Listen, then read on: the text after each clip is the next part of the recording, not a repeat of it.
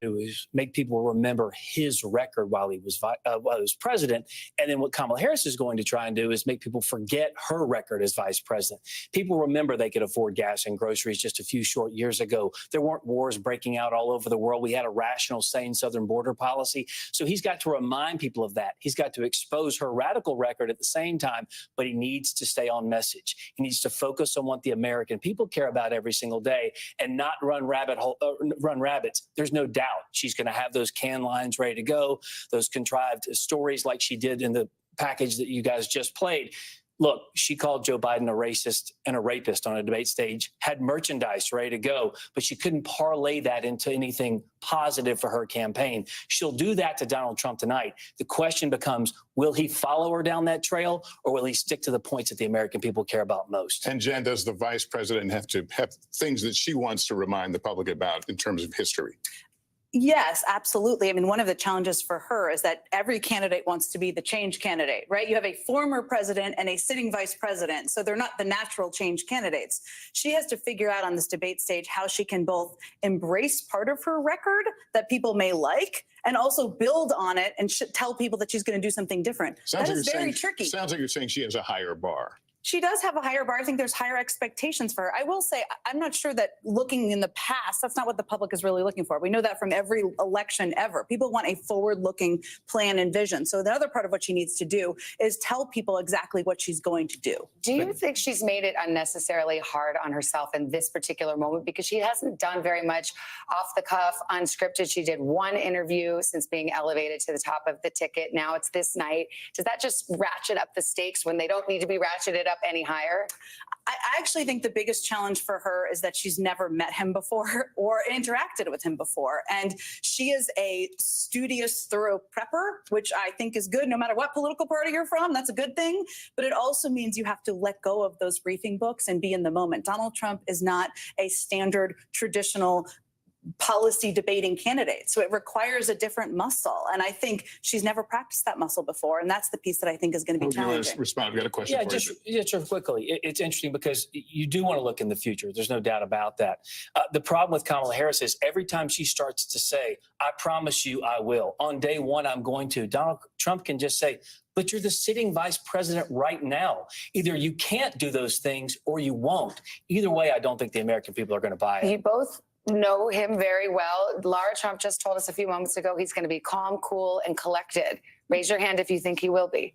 Like always. Yeah. What are you talking about? He's always calm. Is that the worst thing that could happen to Kamala Harris? If he is calm, cool, and collected, I'm not sure it's the worst thing, but I think she is going to hopefully not take the bait. I think the Clinton advice is good advice to her.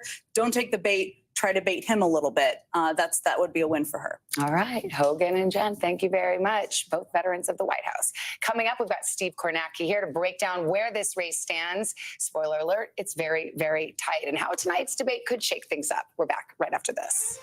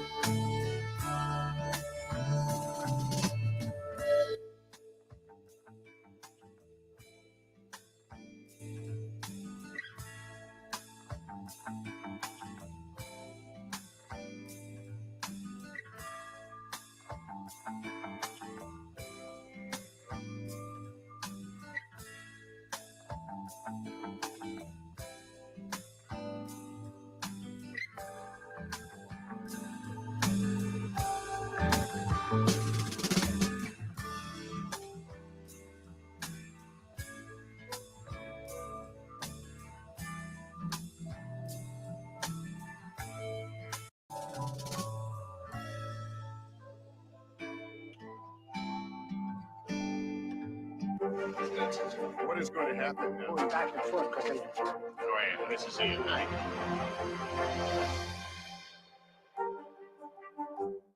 News for the generation of now is NBC News Now. Welcome back to our special coverage of tonight's presidential debate between Vice President Harris and former President Trump.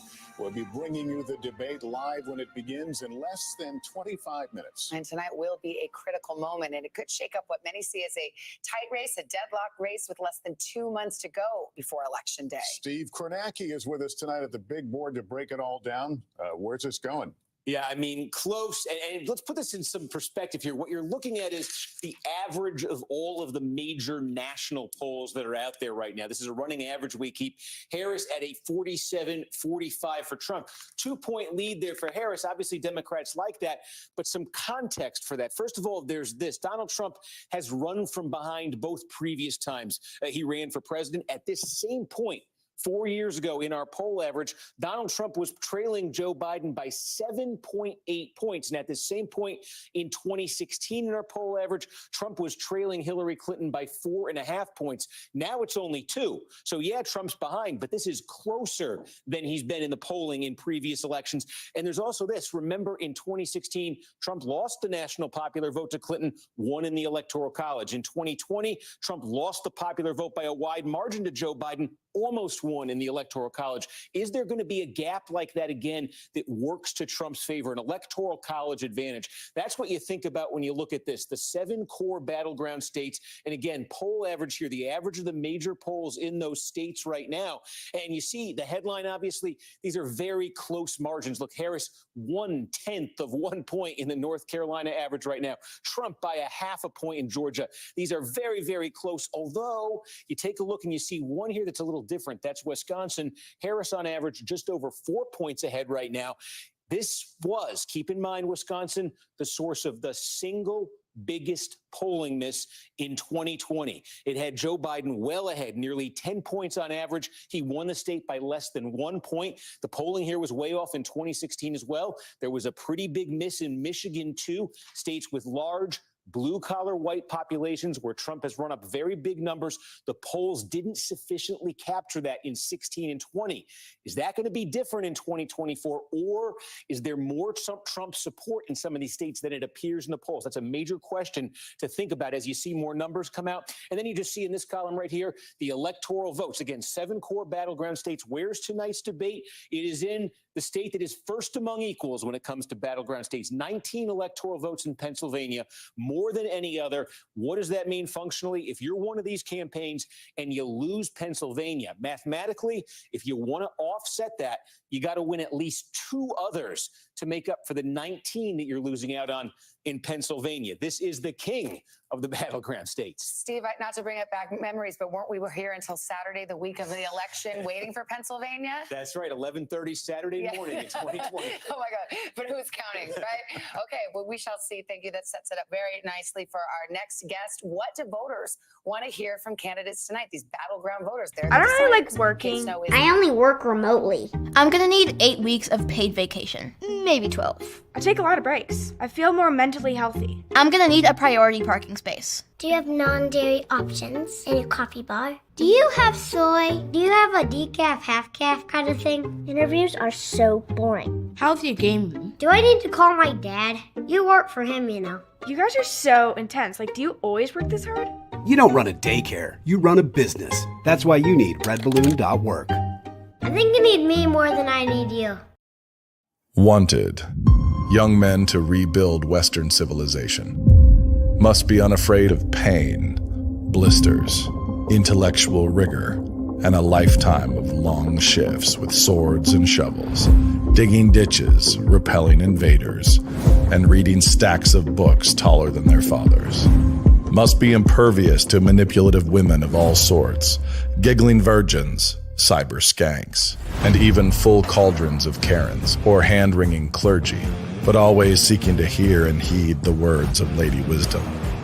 Immune to the leadership of hypocrites and LARPing online masculinitats, unaffected by abusive authorities, petty professors, and all brokers of official respectability. willing to hoist the Jolly Roger and Johnny Cash's favorite finger whenever faced with idolatry. Long-suffering joy and determination required. Must be willing to dwell among the tombs and graves of the long dead, seeking truths that cannot die. Exhaustion guaranteed. Conflict guaranteed. Mortality guaranteed. New St. Andrews College. Liberal arts for the undaunted.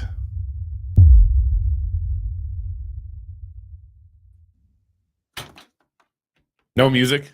Don't rush me. I was expecting. This is a very important moment. No, this is a very no. Music. No. This is an important moment. Hold on. Wait. Hold on. This could either be the most amazing debate opening we've ever done, or the worst. But whatever's going to happen is going to be a train wreck. Okay, oh no! I did not QC. We haven't heard this open yet, so we didn't QC it. So we don't know if it's going to be good. Let's go. In 3, 2. Breaking news. Here we go. 2024. Kamala Harris, Donald Trump. We got a scene, a debate that's off the charts. Kamala's in the kitchen where the drama really starts. She's got her eye on the cats. Dinner's on her mind, but Trump's stepping in saying, this time. This just in, the battle's heating up. Kamala's got the cats, the Trump's had enough. Oh my God, Kamala's got the cats. This is so good. Dinner in this kitchen warfare. Kitchen warfare. All right, Carter, you're not fired. This another day. She's ready to attack, but Trump's bucking out. He's got ducks at his back. He's tossing out burgers, holding his ground. In this dinner debate, who's gonna come around? This just in, the battle's heating up. Kamala's got the cats, Trump's had enough. Ducks are circling, chaos in the air. Who'll save I can't wait for the bridge. kitchen warfare? Who's going to save the animals of America from the Haitians? Obviously, Kamala won't help. Ducks are squawking, cats are in distress. Kamala's plan is now anyone's guess. But Trump's in the way, defending his feast. This isn't just a meal, it's a political beast. Just in, it's heating up. Kamala's got some cats, Trump's had enough. Ducks are circling, chaos in the air.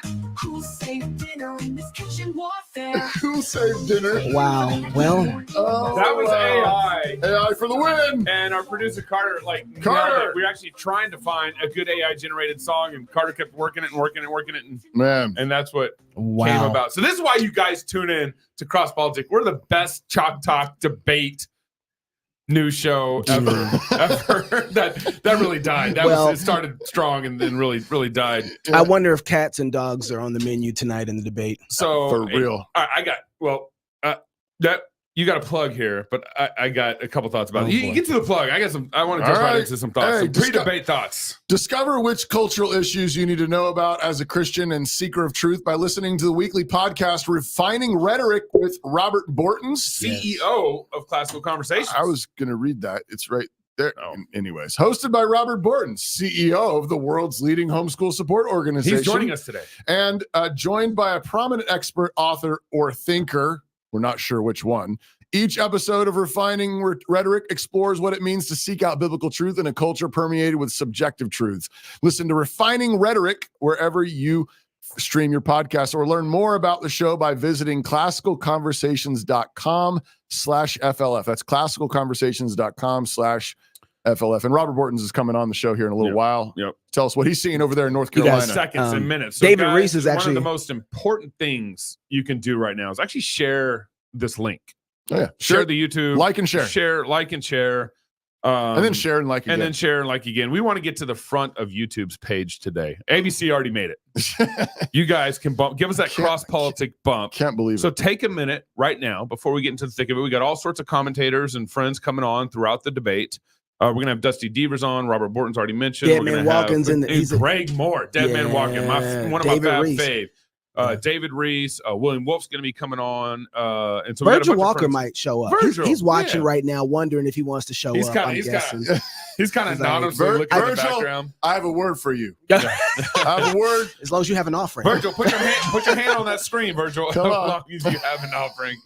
That's funny. So take a minute to share the show, because we're going to be here through the debate. We're actually going to be talking through it. We'll pause it so you won't miss as much as we talk through it, and we should have a good time. Make sure you get some. I already said I sent an email out today. Make sure you get your popcorn, your Dr. Pepper or Scotch, and enjoy the show. Popcorn and Dr. Pepper. Oh, so good. Yeah. Really? That's a thing. Also, Dr. Pepper and cigars. Yeah, right. Well, I didn't believe you, but you're right about that, Gabe. You have said that many times. You are correct. It's a great combo. Yeah. So, but what are you drinking, Knox? I don't know, but Gabe poured me one time like this coffee liqueur and mixing stuff some over whiskey there a minute ago, like you were this a bartender. Is amazing. Yeah, this is amazing. Okay, I'm gonna need it for tonight. A friend bought that mix for us, and it was super interesting. Coffee liqueur and what's the other thing? And Scotch, basically. So Scotch. So it's an interesting deal, and I'll be getting in some Jameson later. Maybe a little bit later. Maybe I will. Yeah.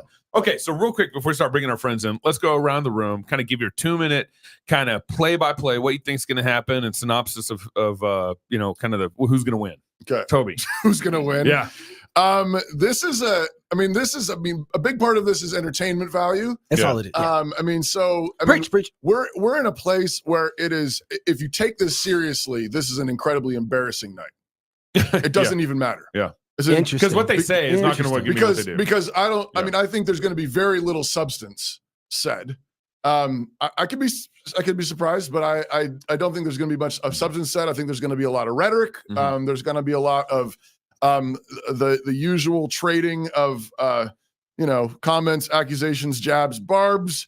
I do hope that Trump continues. I think I've noticed. I think from a lot of I don't watch all his speeches and stuff, but I think from the attempted assassination attempt, it seems like there's been a bit of a sobering on his part. Yeah, and I hope to see a little bit more of that. Oh yeah, way more of that.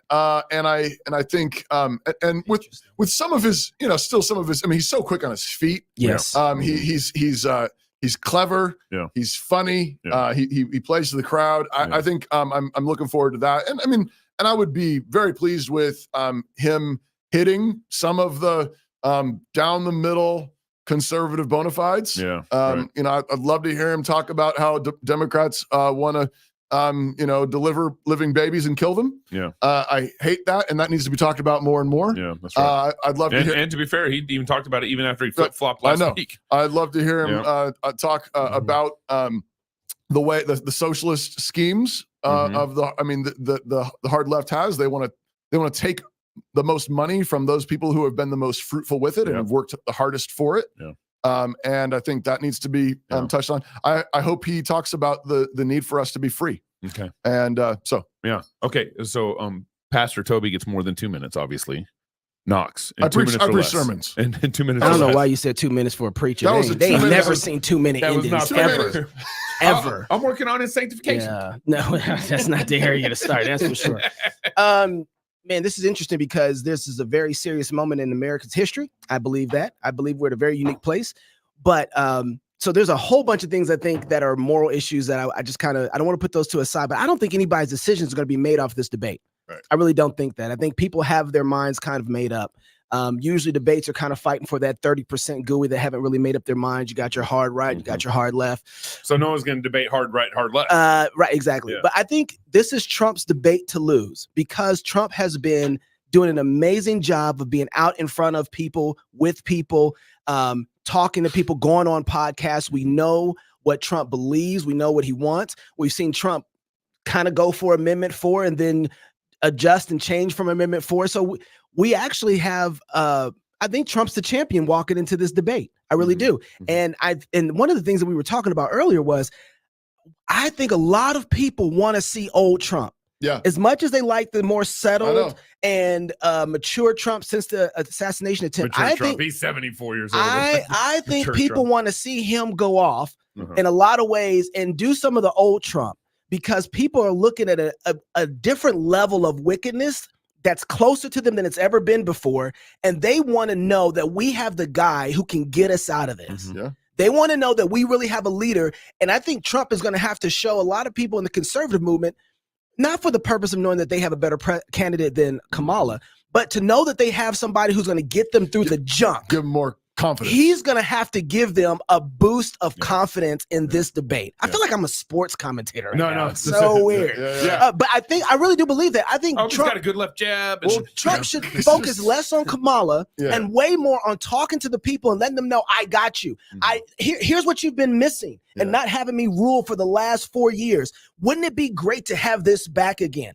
Now, I'm not a huge fan of Trump. I don't think everybody knows that. But boy, we'll feel pretty good to see a man with some testosterone talk like it. Yeah, it's true. And not be soft with some of the answers and just go for it. So here's my thoughts real quick. First of all, I actually surprised myself today. So was that 2 minutes? Someone was talking about like you were preaching. So yeah, it was good. You preached too, man. Someone asked me, and I said I'm actually at peace with Kamala or President Trump becoming president. I'm there. I'm ready for the Lord to do his work. We've been waiting for a whole year. Bring on the judgment, Jesus. Let's do it. Either way. You've been reading Ecclesiastes.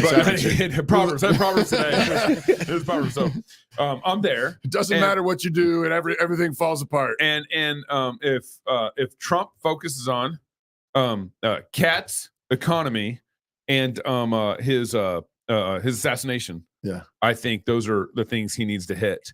The cat thing, just because it's in everybody's face right now, and everyone knows it's a problem, and the mainstream media just lied for a 24-hour news cycle saying cats weren't dying and ducks weren't dying. Hey, I was gonna say ducks' lives matter too. Yeah. So and Trump's play should be, hey, they want to kill your babies, they want to kill your cats, they want to kill your ducks. I mean, you should connect it all to abortion. It's sad that we have more memes coming out about cats than babies. I would say that 100%. Yes. And so I think the problem is David Reese is over there cracking up at something. I don't know what it is, but he's over there dying. He's like, come on, put me in. He's like, I'm ready to go. Put me in. Hurry up, Gabe. 2 minutes. Trump and Kamala. So Kamala and Trump have both lied in this last year. Okay. They both flip-flop. Trump, even on the Amendment 4, flip-flop just recently on abortion. Now, while I do think Kamala's lies are far more nefarious and wicked, this goes back to my overall assessment. The Democratic Party is full of liars, and the Conservative Party is full of cowards. But problem is, he got a little mixture in Trump. He's not a coward, but he has lied. He has said things that weren't true, and he's denied things, and he still has his own Operation Warp Speed. So there's some things that he's not going to answer that. He's not going to need to answer that in this debate. He's going to avoid all that. But I think largely, if Trump focuses on economy, cats, and he still needs to press Kamala Harris on two things. I'd like to see him press him on. One is like, where's my assassination report? This is your administration. This is your FBI. Where's my assassination report? And then number two, he needs to press her on is that you weren't democratically elected in your own party. What makes you think you're going to be a Democratic president? So those would be the two things. I think honestly, just need an answer from Kamala Harris on. Can we get to Greg Moore and David Reese right now? We got 5 minutes before the debate starts. So let's get 2 minutes from those guys. Let's get 2 minutes and Robert. Bring Robert in too, because I know Robert's only got about 20 minutes with us. So let's start with Robert Bortons, and then let's go to David Reese, and let's go to Dead Man Walking. Robert, 60 seconds or less. Go. Yes, the fourth quarter. Trump's in the lead. He's just got to hang on. So don't do anything dumb tonight. Stay in the middle. I mean, obviously, as you get closer to the election, you want to talk to those 3% that are going to decide it. And it's going to come down to Pennsylvania. So drill, baby, drill. I like Robert. Robert was ready for that. David, go. I'm going to be playing a drinking game. I'm going to take a drink every time they suggest the government do something that's actually constitutional. I expect to be You're not going to have any alcohol. You will be in. He's going to be Baptist. The most boring commentator who is the most sober that is possible. So yeah, that's what I'm going to be reading the Constitution the whole time. Okay. Oh, we have a Constitution check right here with Reese. Constitution. David, I love that. I love that game. Yeah. That's really funny. Greg Moore, 60 seconds or less, 10 words or less. Hey, guys. Thanks for having me. And David, yes, you are definitely going to be sober tonight if that is the case. I think Trump has to remember what got him to the dance. One of you guys were saying earlier you want to see a little bit, I think it was Knox, old Trump. If he sticks to talking points, 30-second sound bites, he's going to play right into Harris's game. She will look much, much better. He needs to have that, you're lucky I'm not in charge because you'd be in jail with Hillary Clinton type moment. Yeah. And I would like to see a little little bit more of that. But all over, I agree with all three of you guys. He's got to tie it back to the basics and not play her game of talking points. How do you see the timing of this whole like Ohio cat thing? To me, it's kind of funny that it's just blowing up this week. Right. It's the debate of Kamala Harris in 2021. Look at that. Truck cats for Trump. Do we have the MAGA a cat wearing a MAGA hat? This is pretty funny. But you had Kamala Harris, who actually in 2021 said, "Oh, we let 150,000 Haitian immigrants in already." That was back in 2021, right? And so she's got direct connection to this current problem in Ohio. I don't know. How do you guys kind of see this whole cat thing as it plays out in the debate tonight? We'll start with you, Robert. If it plays out in debate tonight. Yeah, I don't know that it's going to be brought up in the debate tonight unless Trump's able to tie it in with the illegal immigrants and just the fact that their cultures clash with ours and the continued, third world groups coming in and taking jobs away from Hispanics and African Americans and, lower class white people. So it's all about the jobs, and the job market's terrible right now. Did you say they were taking black jobs? That's what I heard. Nope, I did not say that. David, go ahead. I mean, I understand where the Haitians are coming from. Cats are delicious. And what I'd like, here's what I'm thinking, right? So I think that my views on immigration probably line up with both of the candidates. That we should have basically the free movement of peoples, execute blasphemers and idolaters, and have no welfare. I think those would go over very well. I think the electorate would generally side with what I have to say there. Yeah, where is that in the Constitution, David? I was just wondering. Well, I mean, look. You got to take a drink, man.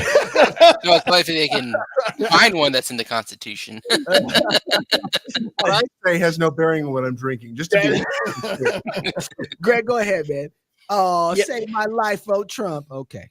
Yeah, I think when Gabe says, I think it's funny, there is no coincidences when it comes to mainstream media and the elites controlling the narrative. I mean, this coming out about the cats, like Obama's chief of staff famously said, you don't let any crisis go to waste. And that includes the crisis of Harris having to debate tonight.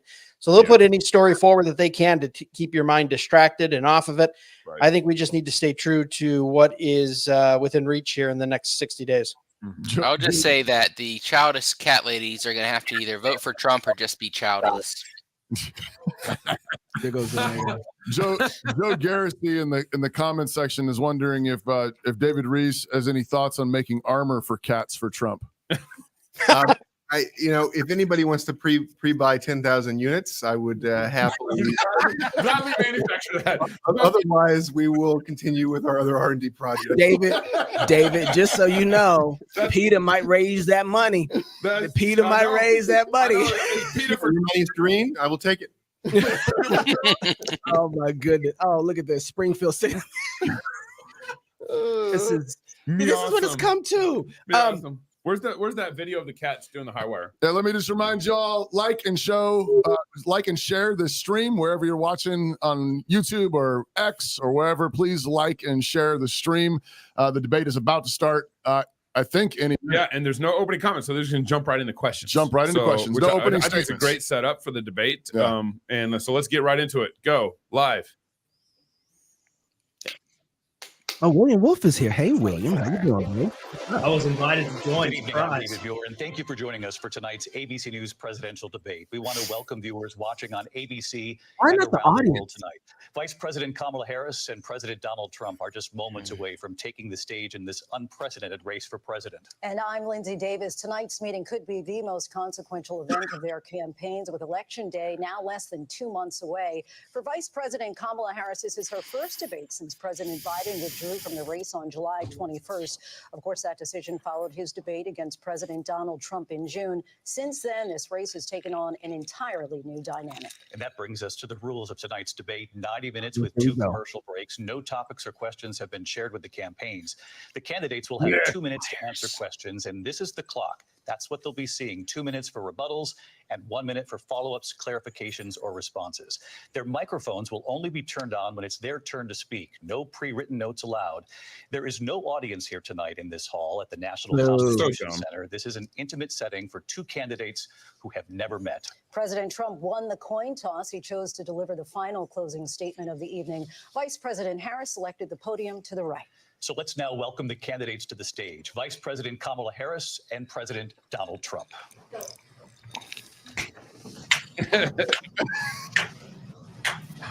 How weird with no audience. Kamala Harris. Seriously.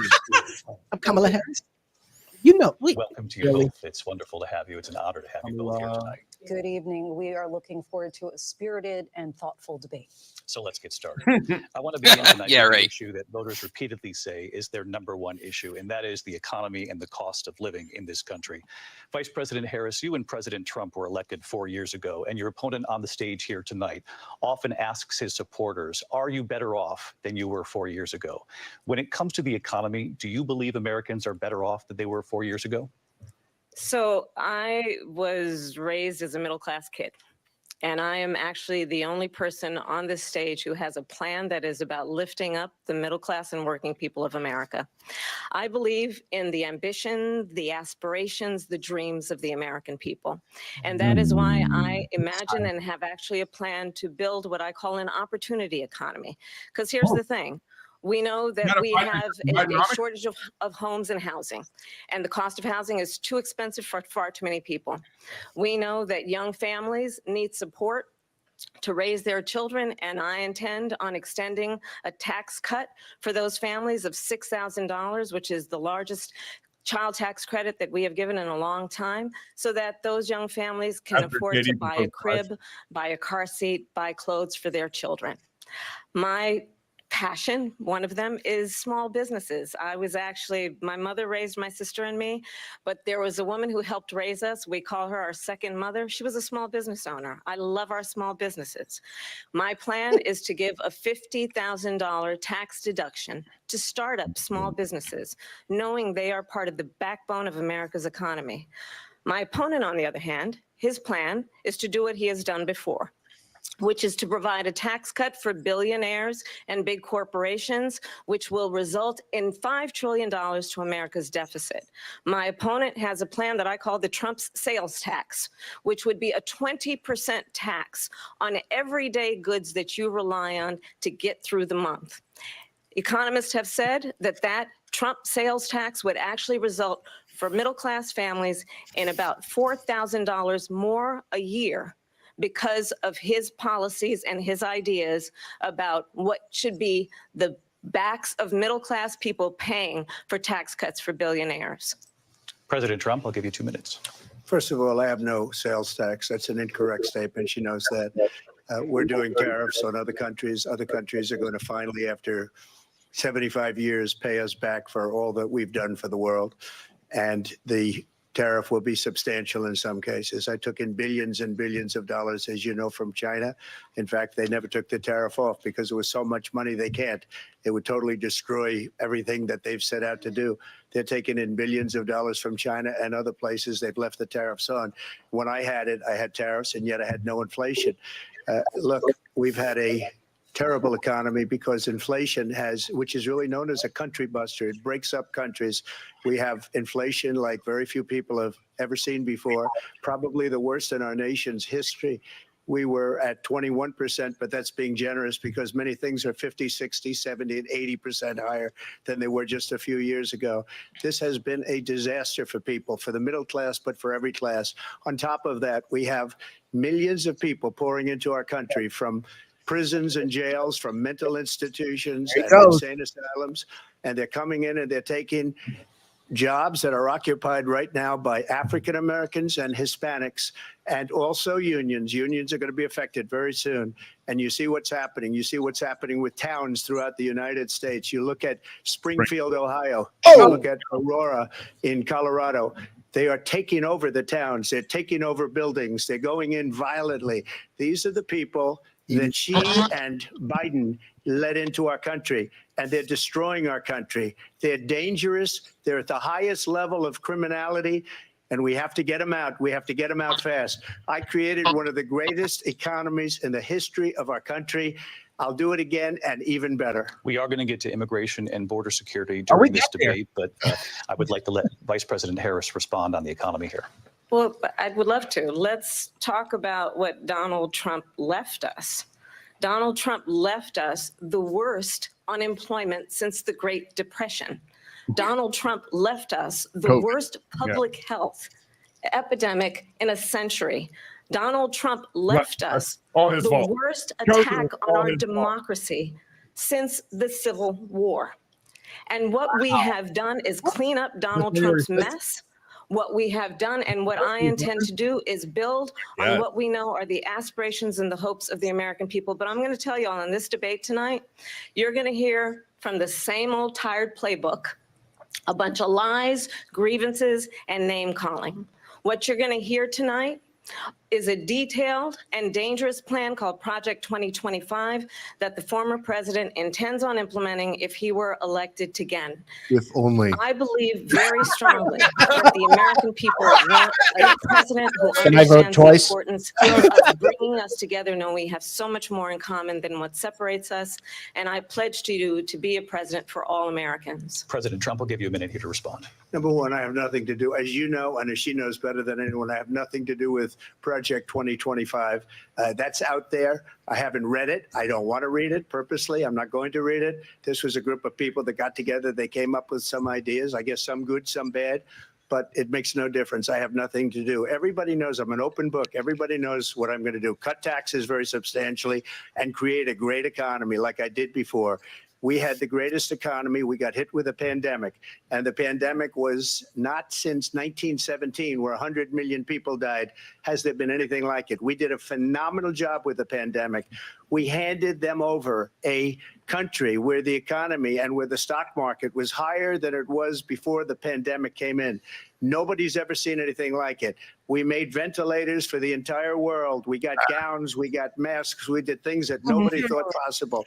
And people give me credit for rebuilding the military. They give me credit for a lot of things, but not enough credit for the great job we did with the pandemic. But the only jobs they got were bounce back jobs. These were jobs bounced back, and it bounced back and it went to their benefit.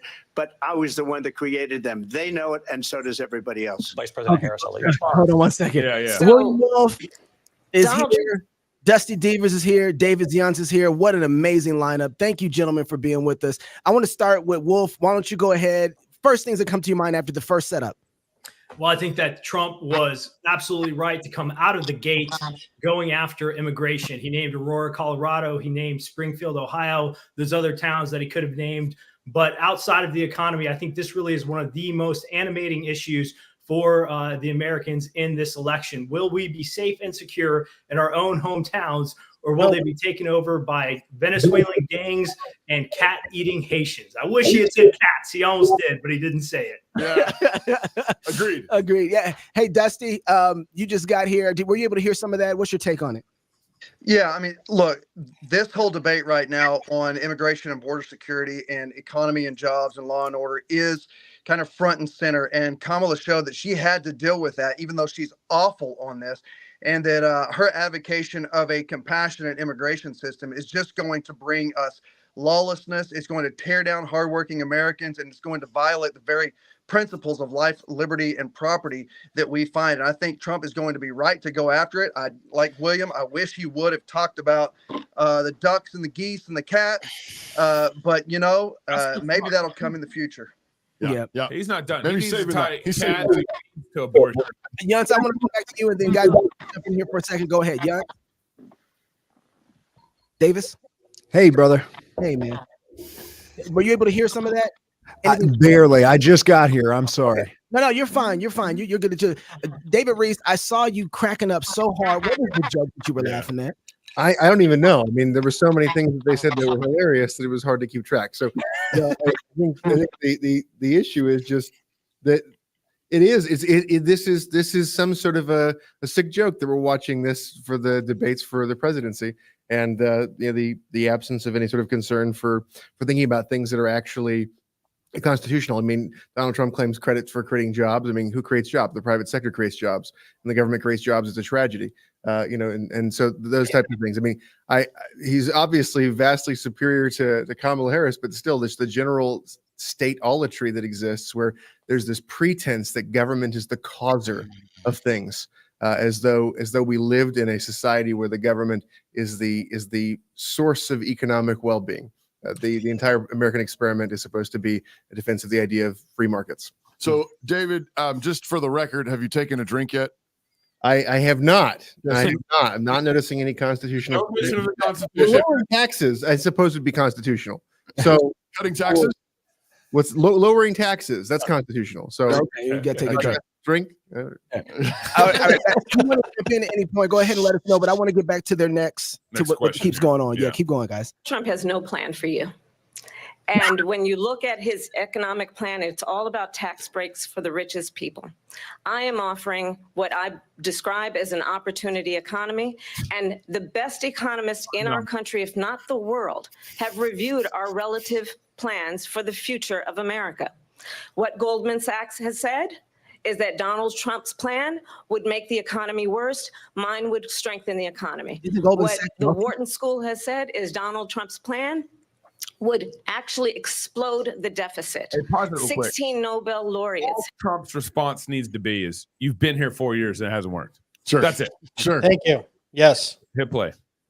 Have described his economic plan as something that would increase inflation and by the middle of next year would invite a recession.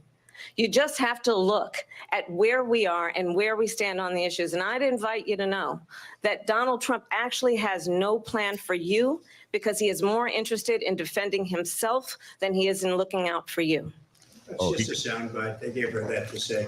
Look, That muted mic. I went to the Wharton School of Finance, and many of those professors, the top professors, think my plan is a brilliant plan. It's a great plan. It's a plan that's going to bring up our worth, our value as a country. It's going to make people want to be able to go and work and create jobs and create a lot of good, solid money for our country. And just to finish off, she doesn't have a plan. She copied Biden's plan, and it's like 4 sentences.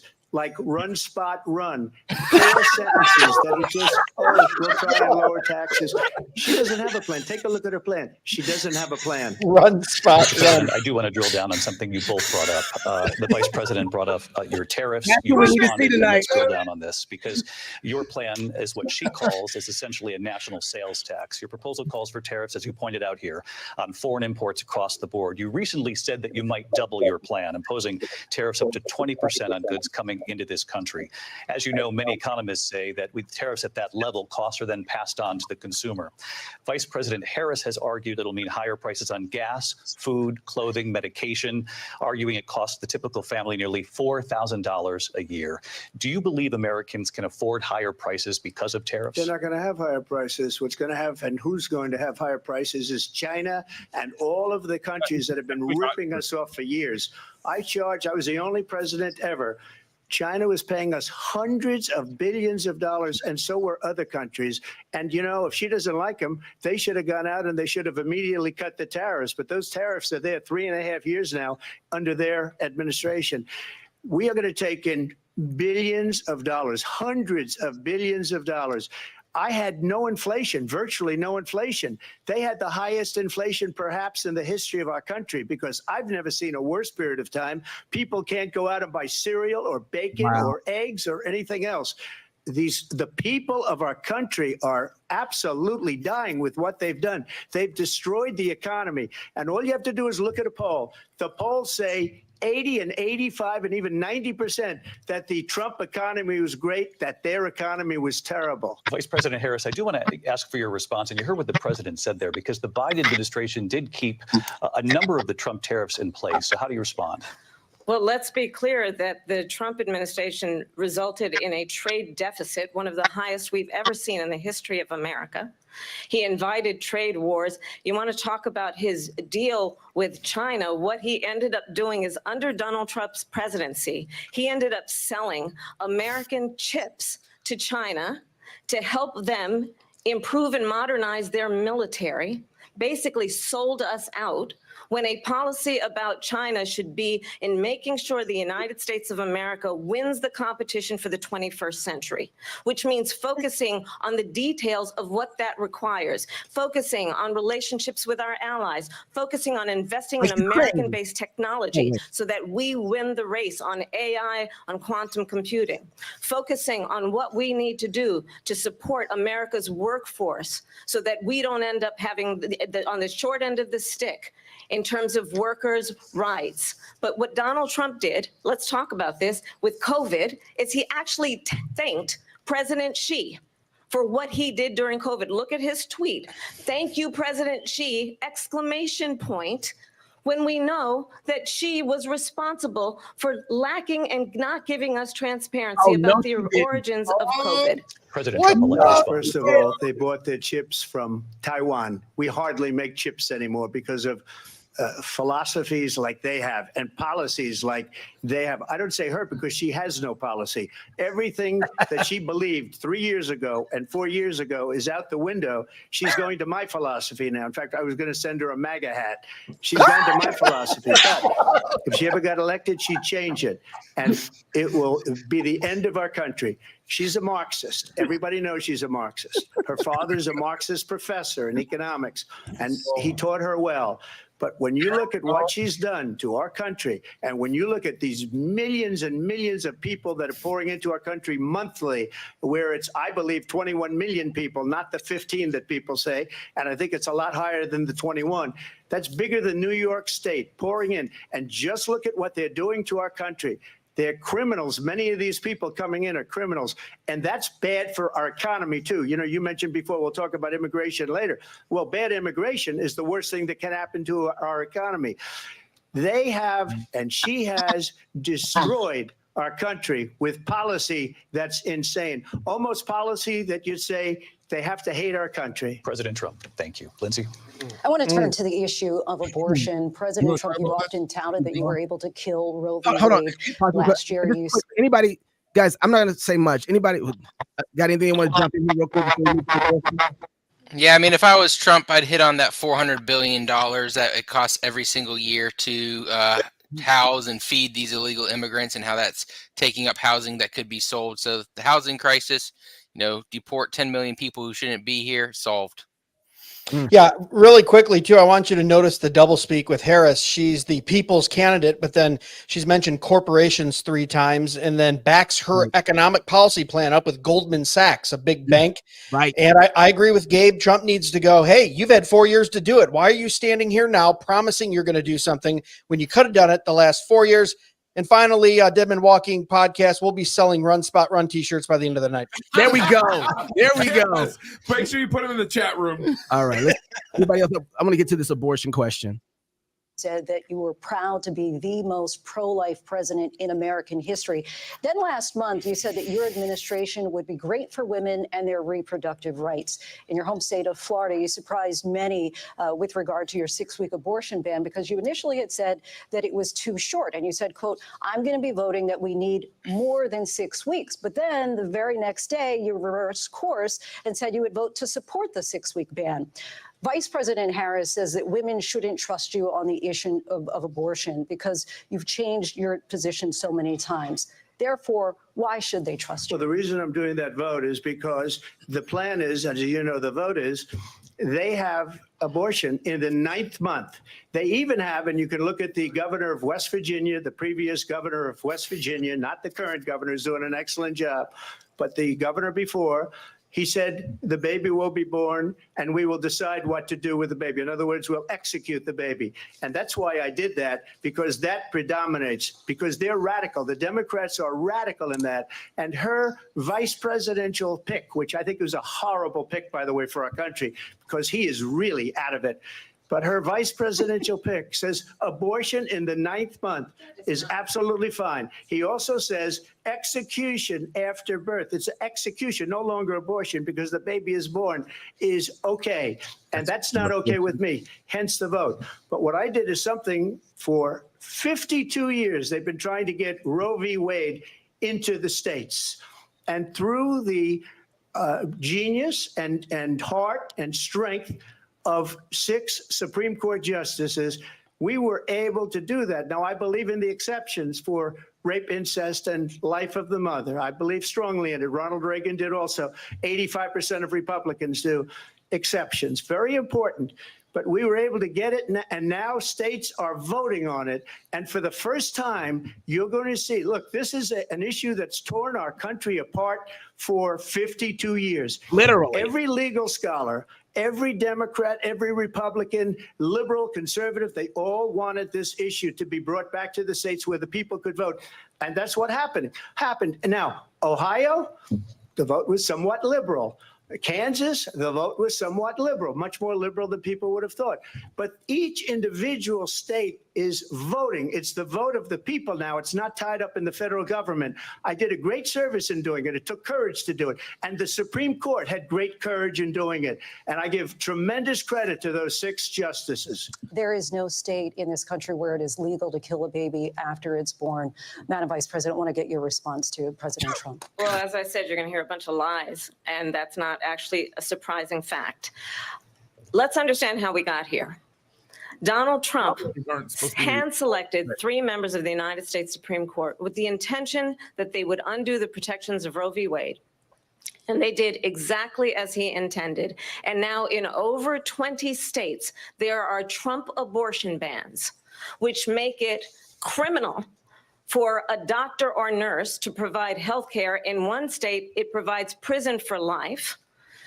Trump abortion bans that make no exception even for rape and incest, which understand what that means. A survivor of a crime, a violation to their body, does not have the right to make a decision about what happens to their body next. That is immoral. Stop. And one does not have to abandon their faith or deeply held beliefs to agree. The government, and Donald Trump certainly, should not be telling a woman what to do with her body. I have talked with women around our country. You want to talk about this is what people wanted? Pregnant women who want to carry a pregnancy to term, suffering from a miscarriage, being denied care in an emergency room because the healthcare providers are afraid they might go to jail, and she's bleeding out in a car in the parking lot. She didn't want that. Her husband didn't want that. A 12 or 13-year-old survivor of incest being forced to carry a pregnancy to term. They don't want that. And I pledge to you, when Congress passes a bill to put back in place the protections of Roe v. Wade, as President of the United States, I will proudly sign it into law. But understand, if Donald Trump were to be reelected, he will sign a national abortion ban. Understand, in his Project 2025, there would be a national abortion, a monitor that would be monitoring your pregnancies, your miscarriages. I think the American people believe that certain freedoms, in particular, the freedom to make decisions about one's own body, except for COVID, should not be made by the government. Thank you, Vice President Harris. Well, Dusty, you're in office right now. Let's say you're running for president. How would you respond to Harris right now? Oh goodness, where to start? Well, I look, I think it's very clear that I differ with Donald Trump on his position, but maybe I would say, look, the body inside a woman's body is not her body, and unless we give equal protection to all lives, then we won't protect the most vulnerable among us. Then we really have no stance that says who should be protected, whose life, whose liberties, whose property should be protected. Because at some point, if the government says that a life is not a life, when every biology book and God says, and even you can see it in our 14th Amendment and across the states. Most states have positions that show that life begins at conception and all lives should be protected. So I would take up the ownership and say, I would bring an abortion ban across the nation, and not just abortion ban as it stands in these 12 to 19 states that have it right now, but I would ban it and treat every life with equal protection under the law. If I was Trump and I was responding to her, I would say, absolutely, I'm the most pro-life president that's ever been, like she said he was. Absolutely, I would bring out a ban for abortion across every, from a federal level.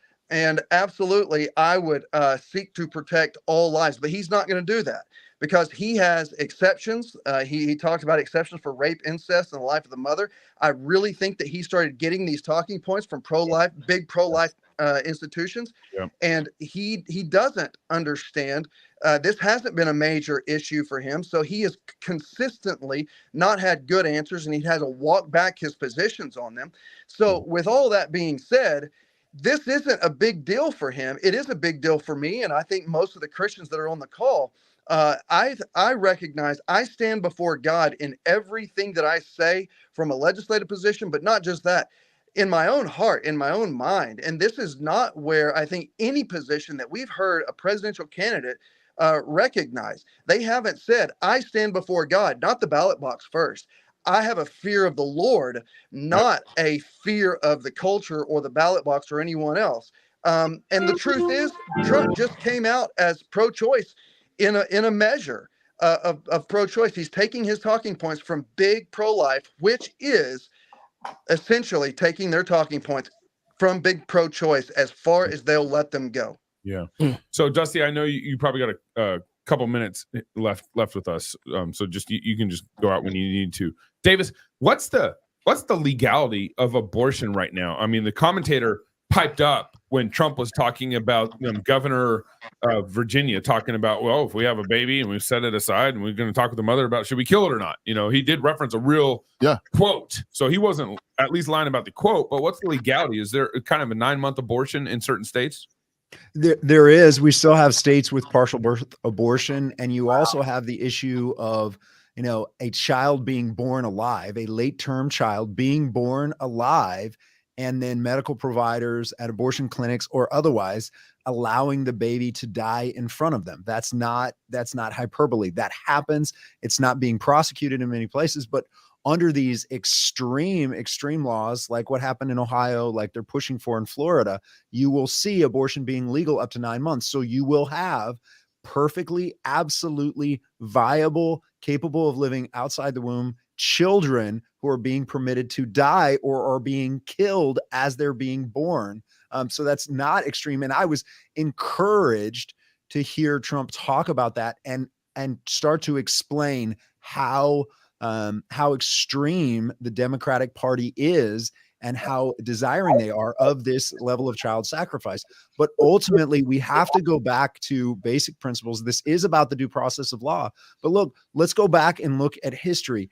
The pro-life movement, before it became just taken over with corporate interests and other things, at its heart, when it was focused on saving children's lives, the pro-choicers used to lose, and they would say the fetus beat us. They would literally say the fetus beat us because the focus was on the child and life.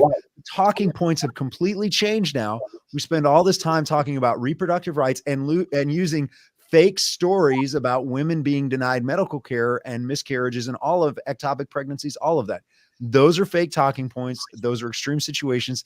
There are not really, truly honest doctors that are going to refuse to treat a woman who's having a miscarriage or an ectopic pregnancy. Those are very different situations. They are rare.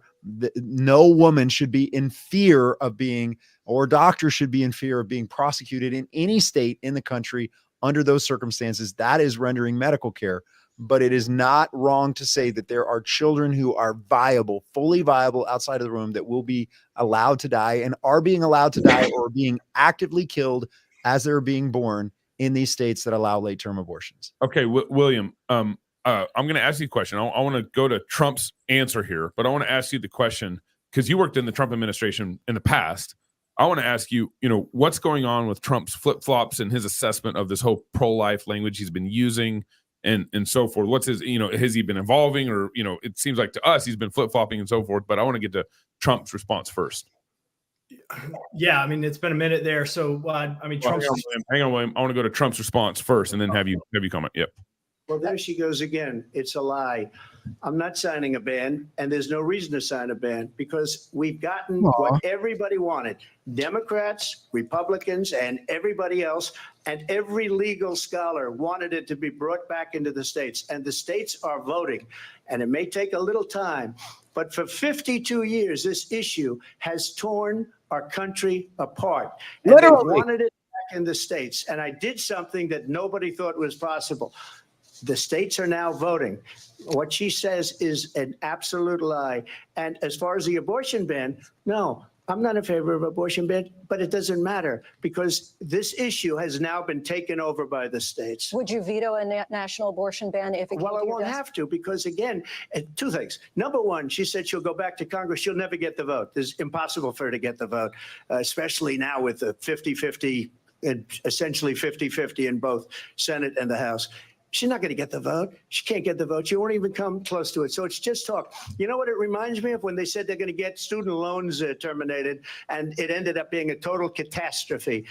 The student loans, and then her, I think probably her boss, if you call him a boss, he spends all his time on the beach. But look, her boss went out and said, we'll do it again. We'll do it a different way. And he went out, got rejected again by the Supreme Court. So all these students got taunted with this whole thing about this whole idea and how unfair that would have been. Part of the reason they lost to the millions and millions of people that had to pay off their student loans. They didn't get it for free, but they were saying it's the same way that they talked about that they talk about abortion. But if I could just get a yes or no, because your running mate, J.D. Vance, has said that you would veto it if it did come to your desk. Well, I didn't discuss it with J.D. in all fairness.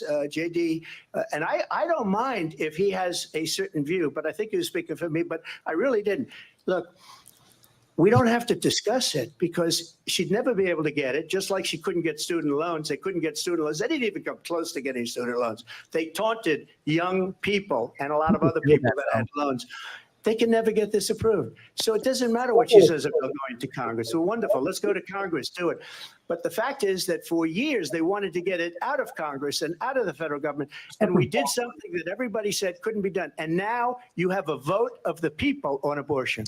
Vice President Harris, want to give you your time to respond, but I do want to ask, did you support William, what's kind of been, at least to my ears, evolution of kind of some back and forth of Trump on the life issue?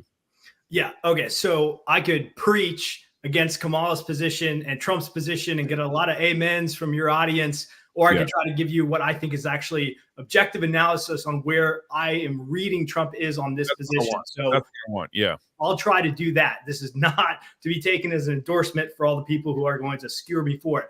But I think what we're seeing right here is a man who this is not a top issue for him. It never has been. It wasn't a top issue for him when he ran in 2016. It's not a top issue for him, now. And what I'm seeing, honestly, is quite frankly, a little bit of a uncomfortableness. The guy so desperately just wants to get out of the conversation. Yes. So what we are maybe taking, or what sounds like flip-flops, is this is what I think it is. Trump has been discipled by the major pro-life organizations to try to adopt a position on abortion and pro-life issues that is now somewhat incoherent in light of Roe v. Wade being overturned. He thought the most important thing he could do for this constituency that he sought to represent was get Roe overturned, right? That and quite frankly, on the Weeks issue, Susan B. Anthony list, while they are supporting Amendment 4 against Amendment 4 in Florida, they have been saying 15 weeks, 15 weeks.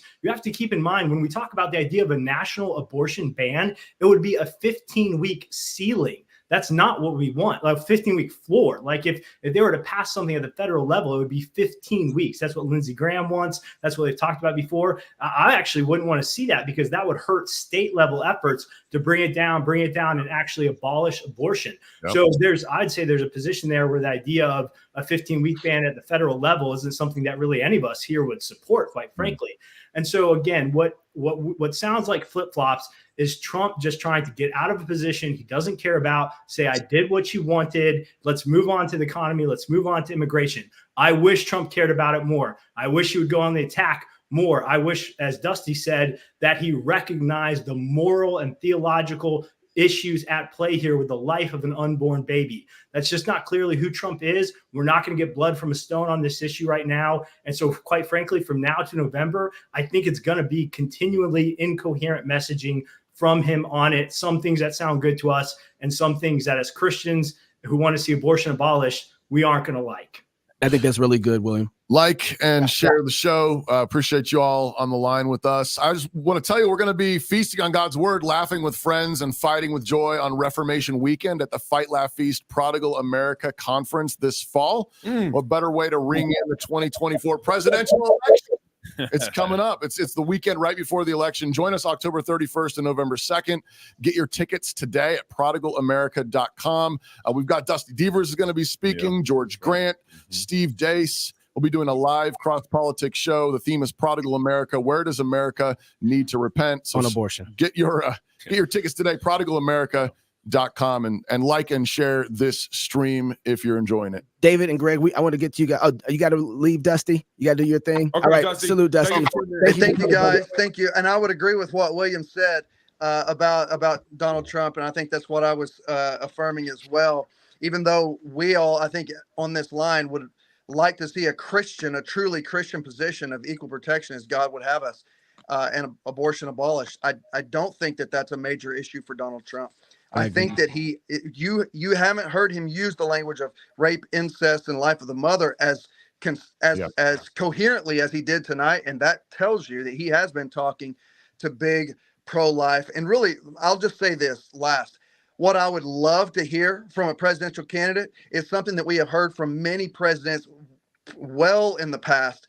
We need a solemn day of prayer and fasting and repentance in our land for numerous sins, and principally for turning away from a fear of the Lord and bowing to other gods and entrusting our nation to these other pagan ideologies.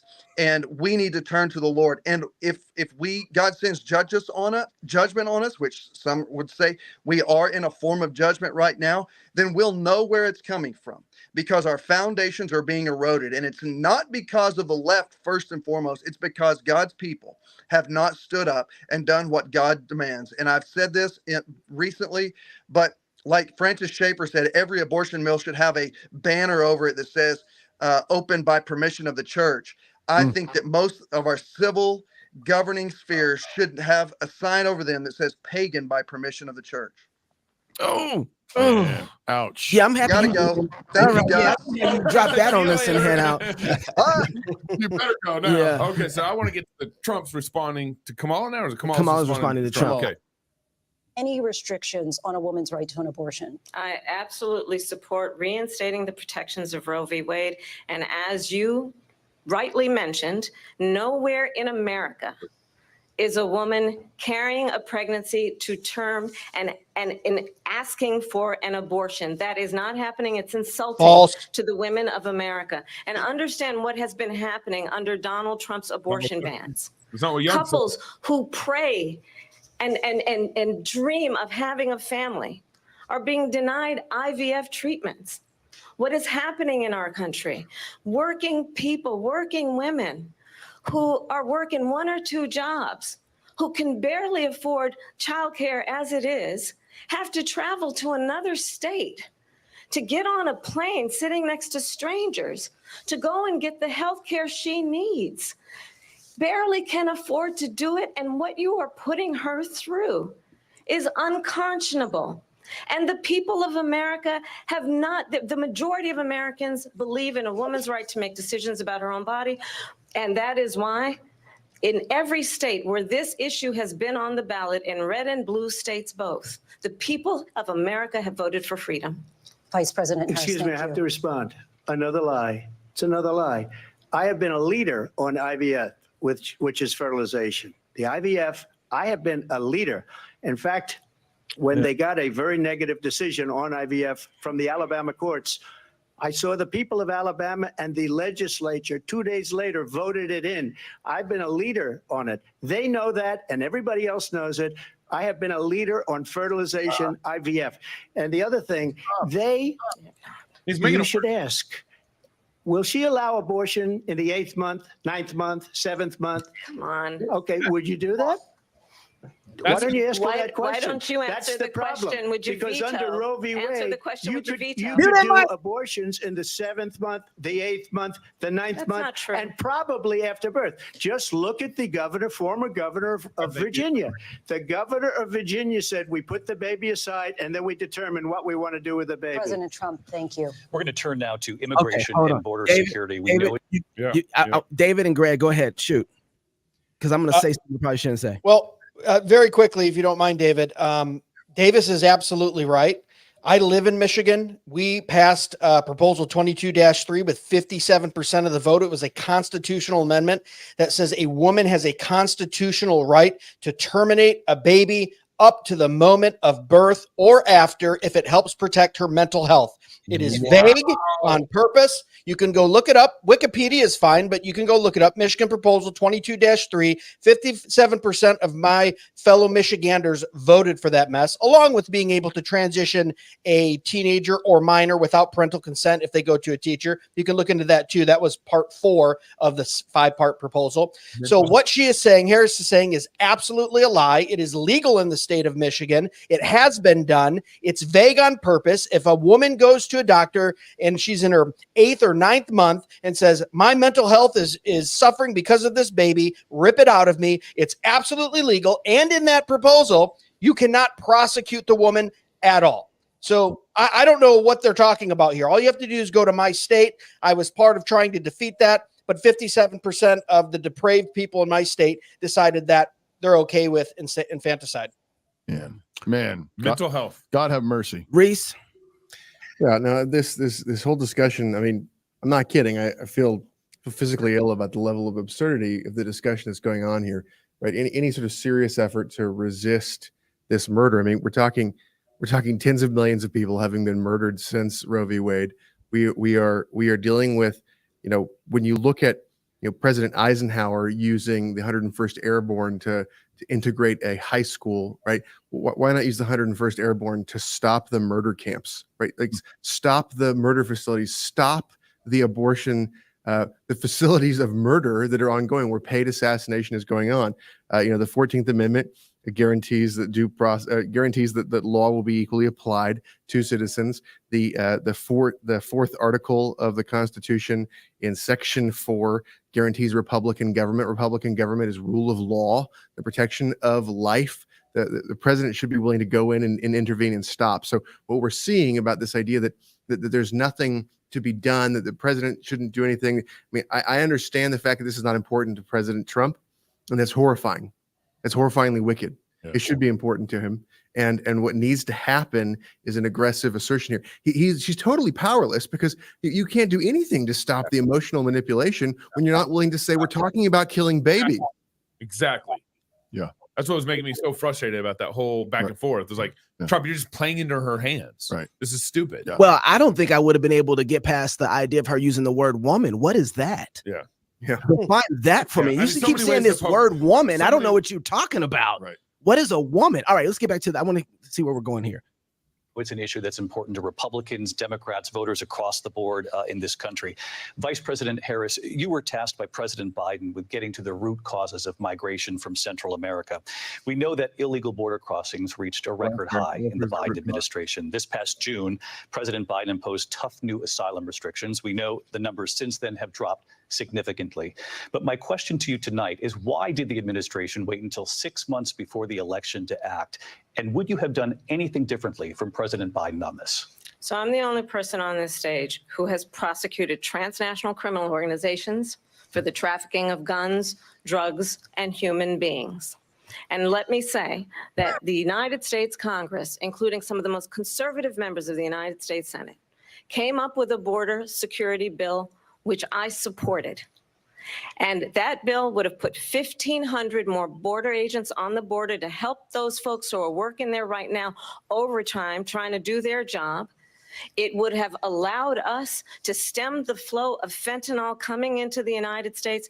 I know there are so many families watching tonight who have been personally affected by the surge of fentanyl in our country. Wow. That bill would have put more resources to allow us to prosecute transnational criminal organizations for trafficking in guns, drugs, and human beings. But you know what happened to that bill?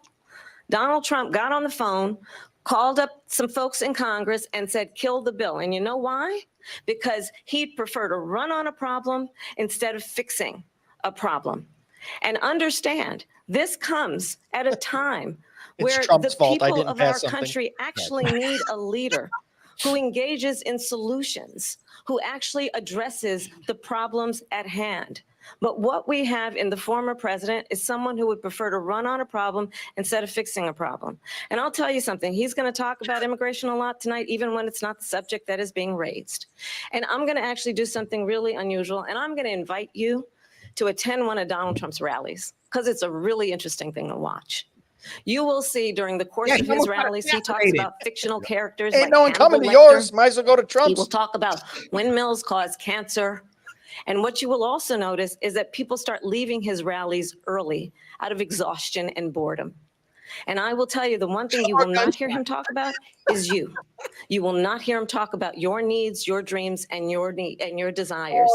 And I'll tell you, I believe you deserve a president who actually puts you first. And I pledge to you that I will. Vice President Harris, thank you. President Trump, on that point, I want to get your response. Well, I would like to respond. Let me just ask, though, why did you try to kill that bill, and successfully so? That would have put thousands of additional agents and officers on the border. First, let me respond as to the rallies.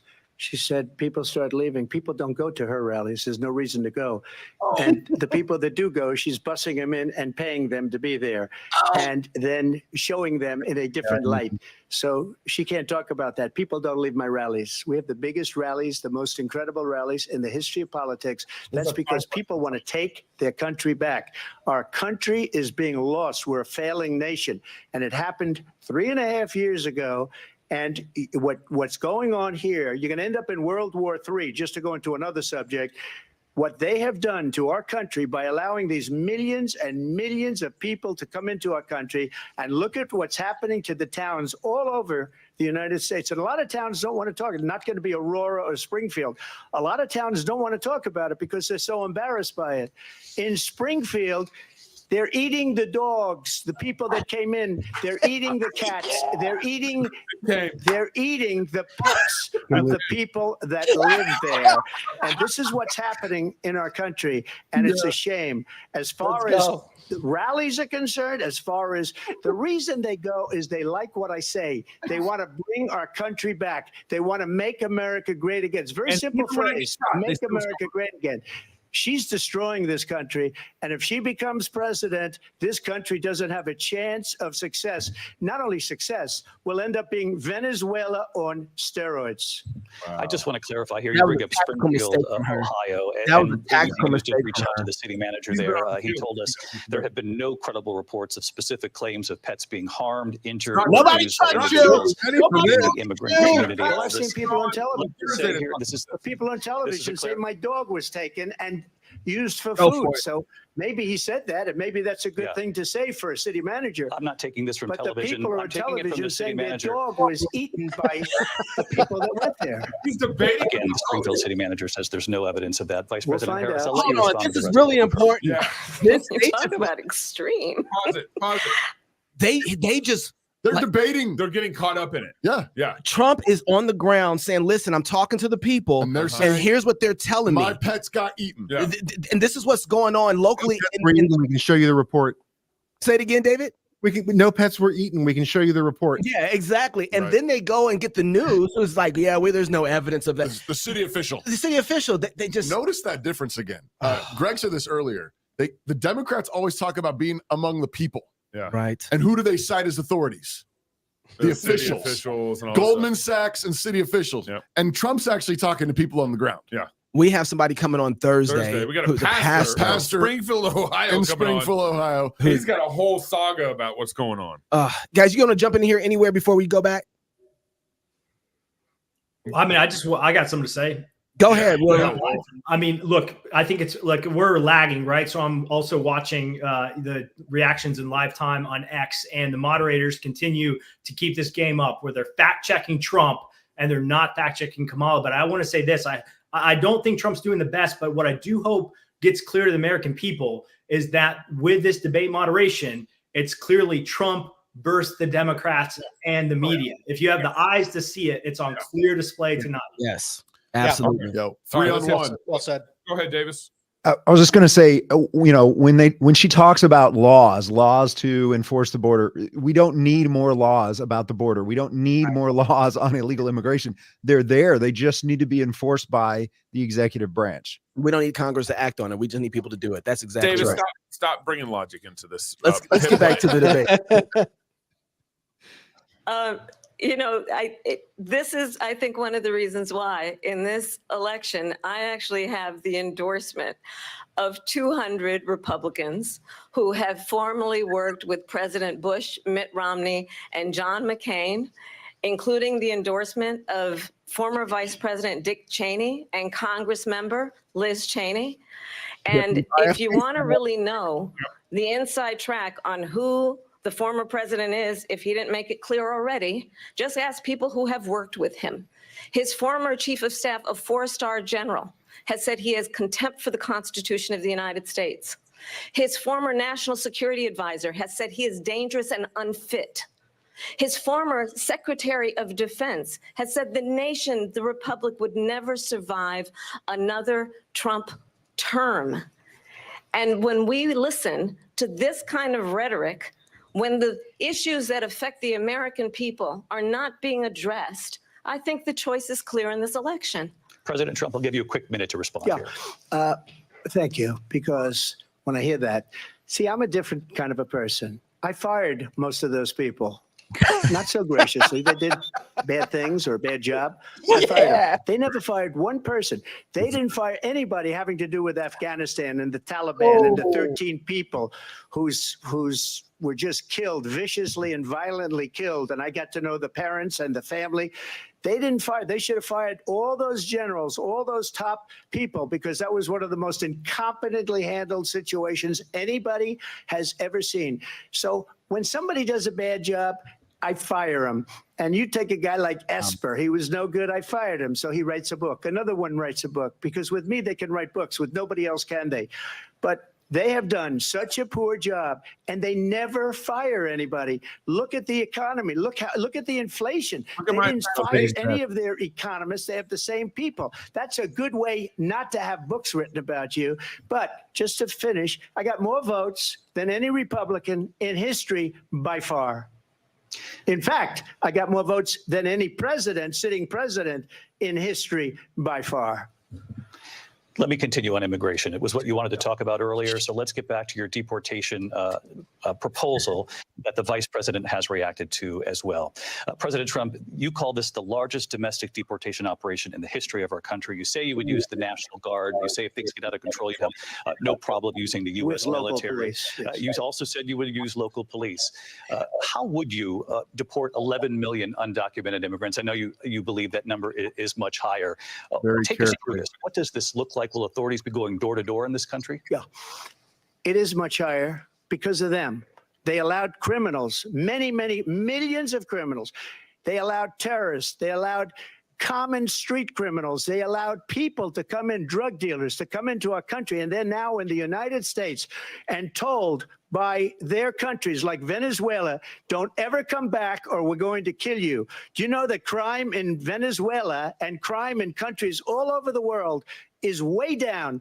You know why? Because they've taken their criminals off the street and they've given them to her to put into our country. And this will be one of the greatest mistakes in history for them to allow. And I think they probably did it because they think they're going to get votes, but it's not worth it because they're destroying the fabric of our country by what they've done. There's never been anything done like this at all. They've destroyed the fabric of our country. Millions of people let in, and all over the world, crime is down all over the world except here. Crime here is up and through the roof. Despite their fraudulent statements that they made, crime in this country is through the roof. And we have a new form of crime. It's called migrant crime, and it's happening at levels that nobody thought possible. President Trump, as you know, the FBI says overall violent crime is actually coming down in this country. But excuse me, the FBI they were defrauding statements. They didn't include the worst cities. They didn't include the cities with the worst crime. It was a fraud, just like their number of 818,000 jobs that they said they created turned out to be a fraud. President Trump, thank you. I'll let you respond. Well, I think this is so rich coming from someone who has been prosecuted for Bring it. national security crimes, economic crimes, election interference, has been found liable for sexual assault, and his next big court appearance is in November at his own criminal sentencing. And let's be clear where each person stands on the issue of what is important about respect for the rule of law and respect for law enforcement. The former vice president called for defunding federal law enforcement, 45,000 agents, get this, on the day after he was arraigned on 34 felony counts. So let's talk about what is important in this race. It is important that we move forward, that we turn the page on this same old tired rhetoric and address the needs of the American people, address what we need to do about the housing shortage, which I have a plan for, address what we must do to support our small businesses, address bringing down the price of groceries. But frankly, the American people are exhausted with this same old tired playbook. Vice President Harris, thank you. Excuse me. Every one of those cases was started by them against their political opponent. And I'm winning most of them, and I will win the rest on appeal. And you saw that with the decision that came down just recently from the Supreme Court. I'm winning most of them. But those are cases, it's called weaponization. Never happened in this country. They weaponized the Justice Department. Every one of those cases was involved with the DOJ, from Atlanta and Fani Willis to the Attorney General of New York and the DA in New York, every one of those cases. And then they say, oh, he's a criminal. They're the ones that made them go after me. By the way, Joe Biden was found essentially guilty on the documents case. And what happened in my documents case? They said, oh, that's the toughest of them all. A complete and total victory. 2 months ago, it was thrown out. It's weaponization, and they used it, and it's never happened in this country. They used it to try and win an election. They're fake cases. President Trump, thank you. A really quick response here, Vice President Harris, on this notion of weaponization of the Justice Department. Well, let's talk about extreme and understand the context in which this election in 2024 is taking place. The United States Supreme Court recently ruled that the former president would essentially be immune from any misconduct if he were to enter the White House again. Understand, this is someone who has openly said he would terminate, I'm quoting, terminate the Constitution of the United States, that he would weaponize the Department of Justice against his political enemies. Someone who has openly expressed disdain for members of our military. Understand what it would mean if Donald Trump were back in the White House with no guardrails, because certainly we know now the court won't stop him. We know J.D. Vance is not going to stop him. It's up to the American people do what they're doing to stop him. Thank you. Hold on. Pause real quick. President Harris. David, what did you say? She's saying that she's worried that he might do what they're currently doing to him, right? They're weaponizing the system.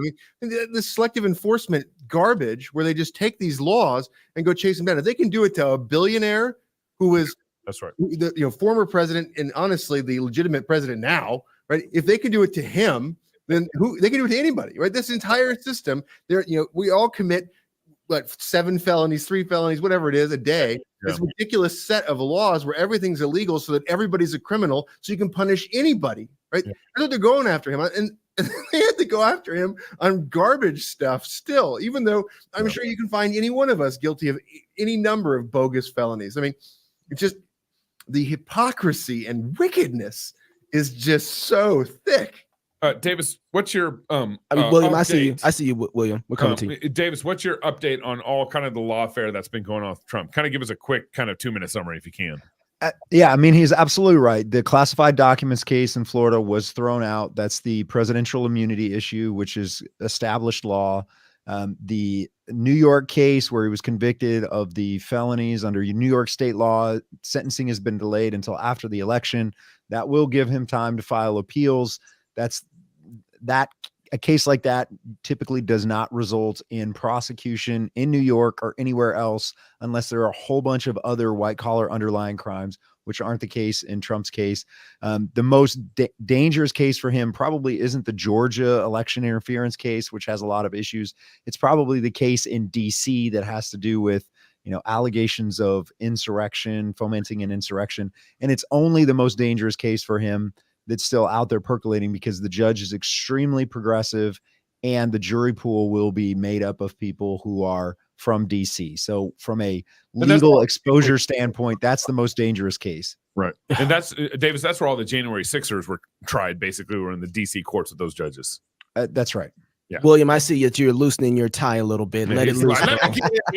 No, David Reese is exactly right. And unfortunately, again, this is where I wish Trump had some stronger answers, because really, once the lawfare started in against Donald Trump, I think this election really took on an order of magnitude significance that many people just keep forgetting. I mean, they are trying to prosecute and put their political opponent away behind bars so that he can't take the White House in a way that we've really never seen before in the American nation. And if they can do it to Trump, they will do it to us. That's the entire point of this. There have been two major turning points in this election that the media has done everything to bury, and that's the start of the lawfare and the assassination attempt against Trump. I would highly recommend an article by Michael Anton at Compact Magazine that he wrote a couple years ago called "They Cannot Let Him Back In." And you have to realize, like, the reason they're doing this is because Trump poses an existential threat to them, exposing their crimes, their real misdeeds, and the possibility of prosecuting them righteously if he gets back in. I mean, this is so important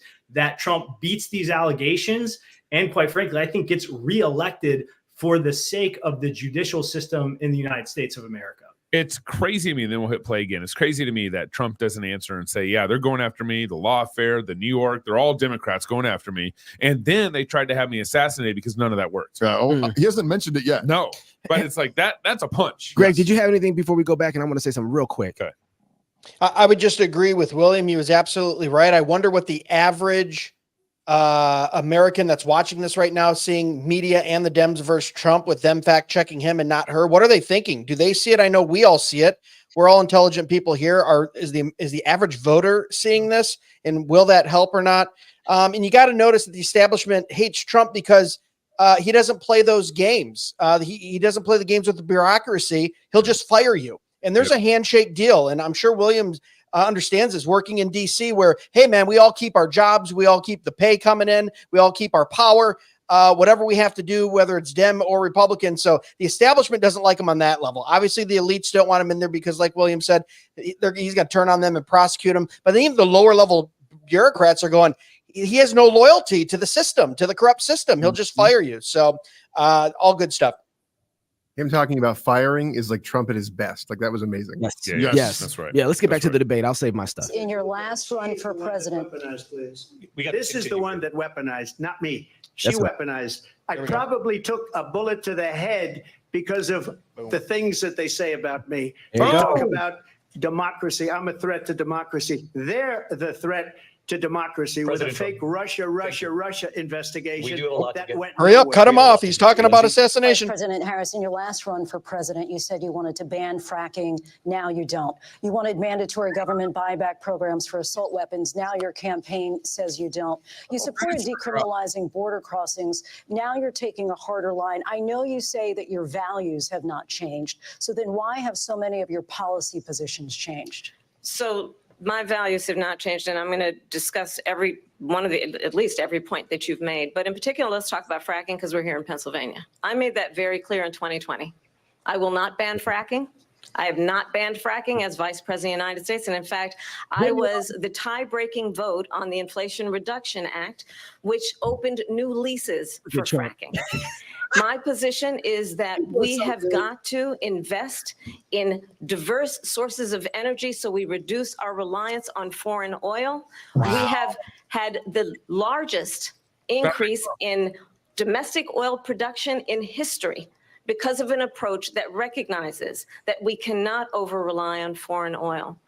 As it relates to my values, let me tell you, I grew up a middle-class kid raised by a hardworking mother who worked and saved and was able to buy our first home when I was a teenager. The values I bring to the importance of home ownership, knowing not everybody got handed $400 million on a silver platter and then filed bankruptcy 6 times. is a value that I bring to my work to say we are going to work with the private sector and home builders to increase 3 million homes, increase by 3 million homes by the end of my first term. My work that is related to having a friend when I was in high school who was sexually assaulted by her stepfather. And my focus then on protecting women and children from violent crime is based on a value that is deeply grounded in the importance of standing up for those who are most vulnerable.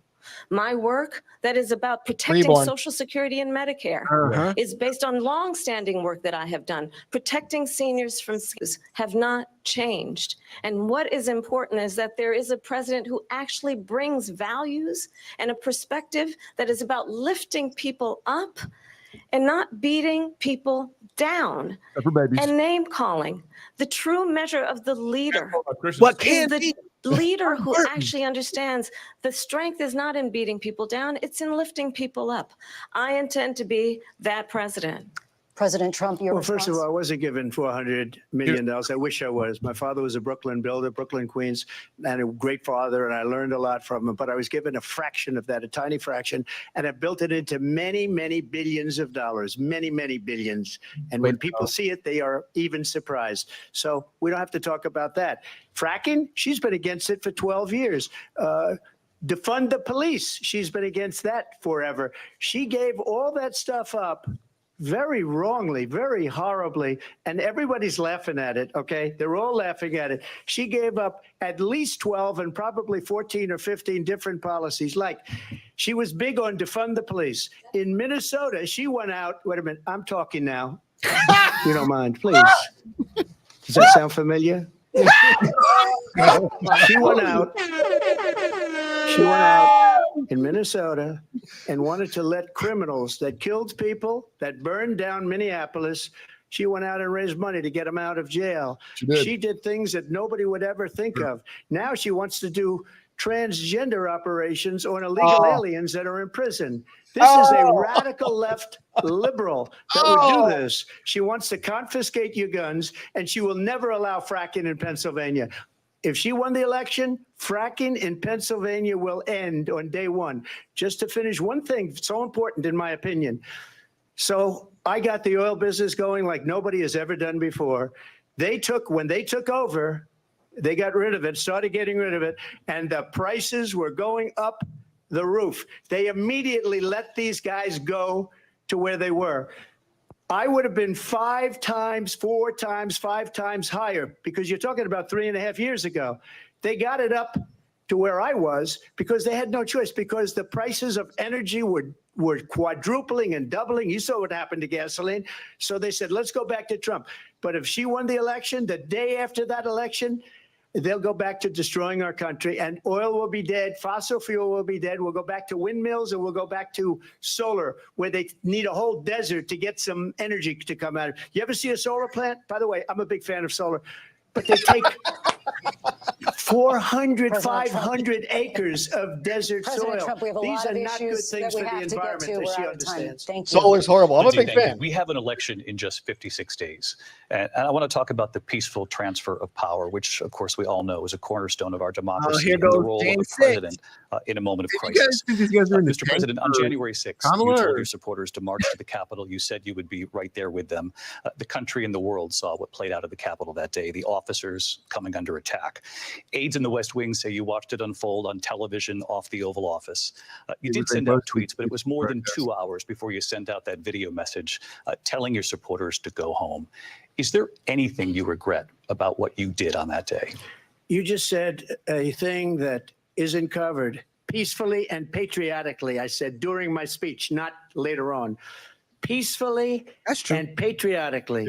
And nobody on the other side was killed. Ashley Babbitt was shot by an out-of-control police officer that should have never, ever shot her. It's a disgrace.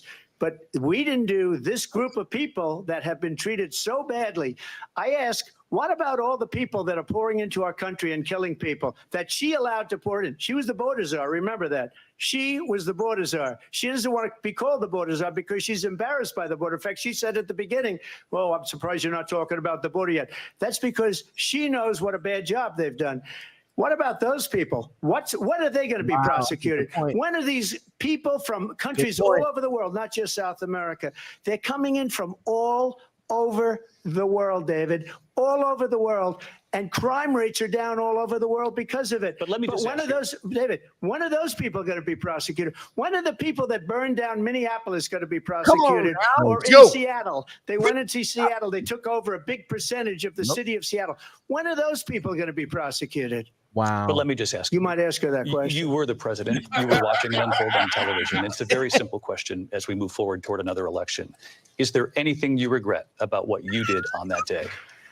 Yes, sir. I had nothing to do with that other than they asked me to make a speech. I showed up for a speech. I said, I think it's going to be big. I went to Nancy Pelosi and the mayor of Washington, D.C., and the mayor put it back in writing, as you know. I said, you know, this is going to be a very big rally or whatever you want to call it. And again, it wasn't done by me. It was done by others. I said, I'd like to give you 10,000 National Guard or soldiers. They rejected me. Nancy Pelosi rejected me. It was just 2 weeks ago, her daughter has a tape of her saying she is fully responsible for what happened. They want to get rid of that tape. It would have never happened if Nancy Pelosi and the mayor of Washington did their jobs. I wasn't responsible for security. Nancy Pelosi was responsible. She didn't do her job. The question was about you as president, not about former Speaker Pelosi. But I do want Vice President Harris to respond here. Man. I was at the Capitol on January 6th. I was the vice president-elect. I was also an acting senator. I was there. And on that day, the president of the United States incited a violent mob to attack our nation's capital, to desecrate our nation's capital. On that day, 140 law enforcement officers were injured, and some died. And understand, the former president has been indicted and impeached for exactly that reason. But this is not an isolated situation. Let's remember Charlottesville, where there was a mob of people carrying tiki torches, spewing anti-Semitic hate. And what did the president then at the time say? There were fine people on each side. Let's remember never said that when it came to the Proud Boys, a militia. Sure, fact checker. The president said, the former president said, stand back and stand by. So for everyone watching who remembers what January 6th was, I say, we don't have to go back. Let's not go back. We're not going back. It's time to turn the page. And if that was a bridge too far for you, well, there is a place in our campaign for you to stand for country, to stand for our democracy, to stand for rule of law, and to end the chaos, and to end the approach that is about attacking the foundations of our democracy because you don't like the outcome. And be clear on that point. Donald Trump, the candidate, has said in this election there will be a bloodbath if this outcome of this election is not to his liking. Let's turn the page on this. Let's not go back. Let's chart a course for the future and not go backwards to the past. Let me just follow up here. It was a different term, and it was a term. Pause. Two things. Let's give her that the J6 was a violent thing. Let's give her the Charlottesville thing, or the Charlottesville, right? Yeah. Let's give her those two things.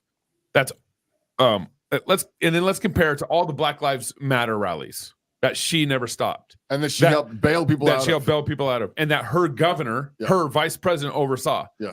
There was $2 billion in economic damage from Black Lives Matter's rallies. How many people died from the? So let's just compare. Yeah. Okay, Yeah. Police officers who were dying. Police officers who died. Yeah. Right. It's like it's not even a comparison. Right. I think there were a few windows broken at the Capitol. David Reese, you're about to explode. You may go now. I can't. I mean, they're like January 6th. These are political prisoners. They're not being given process. There's a ridiculously long period of time where they're being held in prison without being given a body of charges to be able to deal with. I mean, just this thing, like we have a government that is hunting down people that it thinks are enemies of the state based upon their political allegiances. And they have the gall, she has the gall to bring it up as though it's a Trump problem. Right? So, and the fact checkers, I'm sure they're about to get to it. They're about to say, actually, Kamala, I mean, this is, That's about the right reaction. Well, that's the other thing about this, like the J6. Again, let's compare the J6 thing to a Black Lives Matter rally. Did the cops let the Black Lives Matter rallies into Minnesota and just like, hey, come in and destroy buildings? Yeah, set it on fire. Did they open the door to their Did they building? really have time to respond to all the Black Lives Matter rallies? I mean, because it was only for like months. Yeah, right. I got a comparison to make. Yeah. I mean, I wouldn't let the Charlottesville thing go. The first thing I would say is, what you're concerned about a couple, some guys in tiki torches in Charlottesville 7 years ago. What about the thousands of anti-Semitic pro-Hamas mobs that have taken over every Ivy League school in America for the last almost a year now? I mean, October 7th of last year was almost a year ago. We've seen like out and out Hamas is a terrorist organization. The Palestinian people are run by and harbor a terrorist organization. Look, people can have a lot of different, debates about, what Israel's doing, et cetera, all that, but still that stands. And, you want to litigate Charlottesville. What about the last year of rampant pro-Hamas anti-Semitism on all your college campuses, Kamala? There we go. That's good. This is not going to work in her favor. I'm excited. This is one of the best moves that could happen for Trump, is because this is one of the most, especially the one in Charlottesville. That's been covered so much that a simple search. I think Snopes even. Snopes did when they do it. Yeah, so this Snopes. is. I know what her strategy is. Greg, before we go back, do you have anything you want to add to this? Just that you're exactly right. I mean, she's going back 7 years, William said. Farther than that, she's using the same trope that Hillary Clinton tried to use. The silver platter, 400 million, you got money from your daddy. Like, what is this? Is this 2015? What are we doing here? Yeah. Facts. All right, I'm going to get back to the debate. I'm going to talk about her strategy in just a minute. Keep going. That related to energy, because they have destroyed our energy business. That was where bloodbath was. Also, on Charlottesville, that story has been, as you would say, debunked. Yes. Laura Ingraham, Sean Hannity, Jesse, all of these people, they covered it. If they go an extra sentence, they will see it was perfect. It was debunked in almost every newspaper, but they still bring it up, just like they bring 2025 up. They bring all of this stuff up. I ask you this, you talk about the Capitol. Why are we allowing these millions of people to come through on the southern border? How come she's not doing anything? And I'll tell you what I would do, and I would be very proud to do it. I would say we would both leave this debate right now. I'd like to see her go down to Washington, D.C. during this debate, because we're wasting a lot of time. Go down to, because she's been so bad, it's so ridiculous. Go down to Washington, D.C. and let her sign a bill to close up the border, because they have the right to do it. They don't need bills. They have the right to do it. The president of the United States, you'll get him out of bed. You'll wake him up at 4 o'clock in the afternoon. You'll say, come on down to the office. Let's sign a bill. If he signs a bill that the border is closed, all he has to do is say it to the Border Patrol, who are phenomenal. If they do that, the border is closed. Those people are killing many people, unlike J6. We talked immigration here tonight. I do want to focus on this next issue to both of you, because it really brings us this into focus, truth in these times that we're living in. Mr. President, for 3.5 years after you lost the 2020 election, you repeatedly falsely claimed that you won, many times saying you won in a landslide. In the past couple of weeks leading up to this debate, you have said, quote, you lost by a whisker, that you, quote, didn't quite make it, that you came up a little bit short. I said that? Are you now acknowledging that you lost in 2020? No, I don't acknowledge that at all. But I you said did that say sarcastically. You know that. It was said, oh, we lost by a whisker. That was said sarcastically. Look, there's so much proof. All you have to do is look at it. And they should have sent it back to the legislatures for approval. I got almost 75 million votes, the most votes any sitting president has ever gotten. I was told if I got 63, which was what I got in 2016, you can't be beaten. The election, people should never be thinking about an election as fraudulent. We need two things. We need walls, and we have to have it. We have to have borders, and we have to have good elections. Our elections are bad. And a lot of these illegal immigrants coming in, they're trying to get them to vote. They can't even speak English. They don't even know what country they're in practically. And these people are trying to get them to vote. And that's why they're allowing them to come into our country. I did watch all of these pieces of video. I didn't detect the sarcasm, lost by a whisker. We didn't quite make it. And we should just point out here as clarification, and you know this, you and your allies, 60 cases in front of many judges, many of them. No judge looked at it. And I so wanted they to know we it's didn't have president. standing. That's the other thing. They Yep, said he's- we didn't he's have true. standing, a technicality. Can you imagine a system where a person in an election doesn't have standing? The president of the United States doesn't have standing. Wow. That's how we lost. If you look at the facts, and I'd love to have you'll do a special on it. I'll show you Georgia, and I'll show you Wisconsin, and I'll show you Pennsylvania, and I'll show you. We have so many facts and statistics, but you know what? That doesn't matter because we have to solve the problem that we have right now. That's old news. And the problem that we have right now is we have a nation in decline, and they have put it into decline. We have a nation that is dying, David. Mr. President, thank you. Vice President Harris, you heard the president there He's doing tonight. good He said for it's 2-on-1. safe. Yeah. So he still 3-on-1. believes he did not lose the election. That was won by President Biden and yourself. But I do want to ask you about something that's come up in the last couple of days. This was a post from President Trump about this upcoming election just weeks away. He said, when I win, those people who cheated, and then he lists donors, voters, election officials, he says will be prosecuted to the fullest extent of the law, which will include long-term prison sentences. One of your campaign's top lawyers responded saying, we won't let Donald Trump intimidate us. We won't let him suppress the vote. Is that what you believe he's trying to do here? What kind of question? Donald Trump was fired by 81 million people. So let's be clear about that. And clearly he is having a very difficult time Run, processing. spot, run. But we cannot afford to have a president of the United States who attempts, as he did in the past, to upend the will of the voters in a free and fair election. And I'm going to tell you that I have traveled the world as vice president of the United States, and world leaders are laughing at Donald Trump.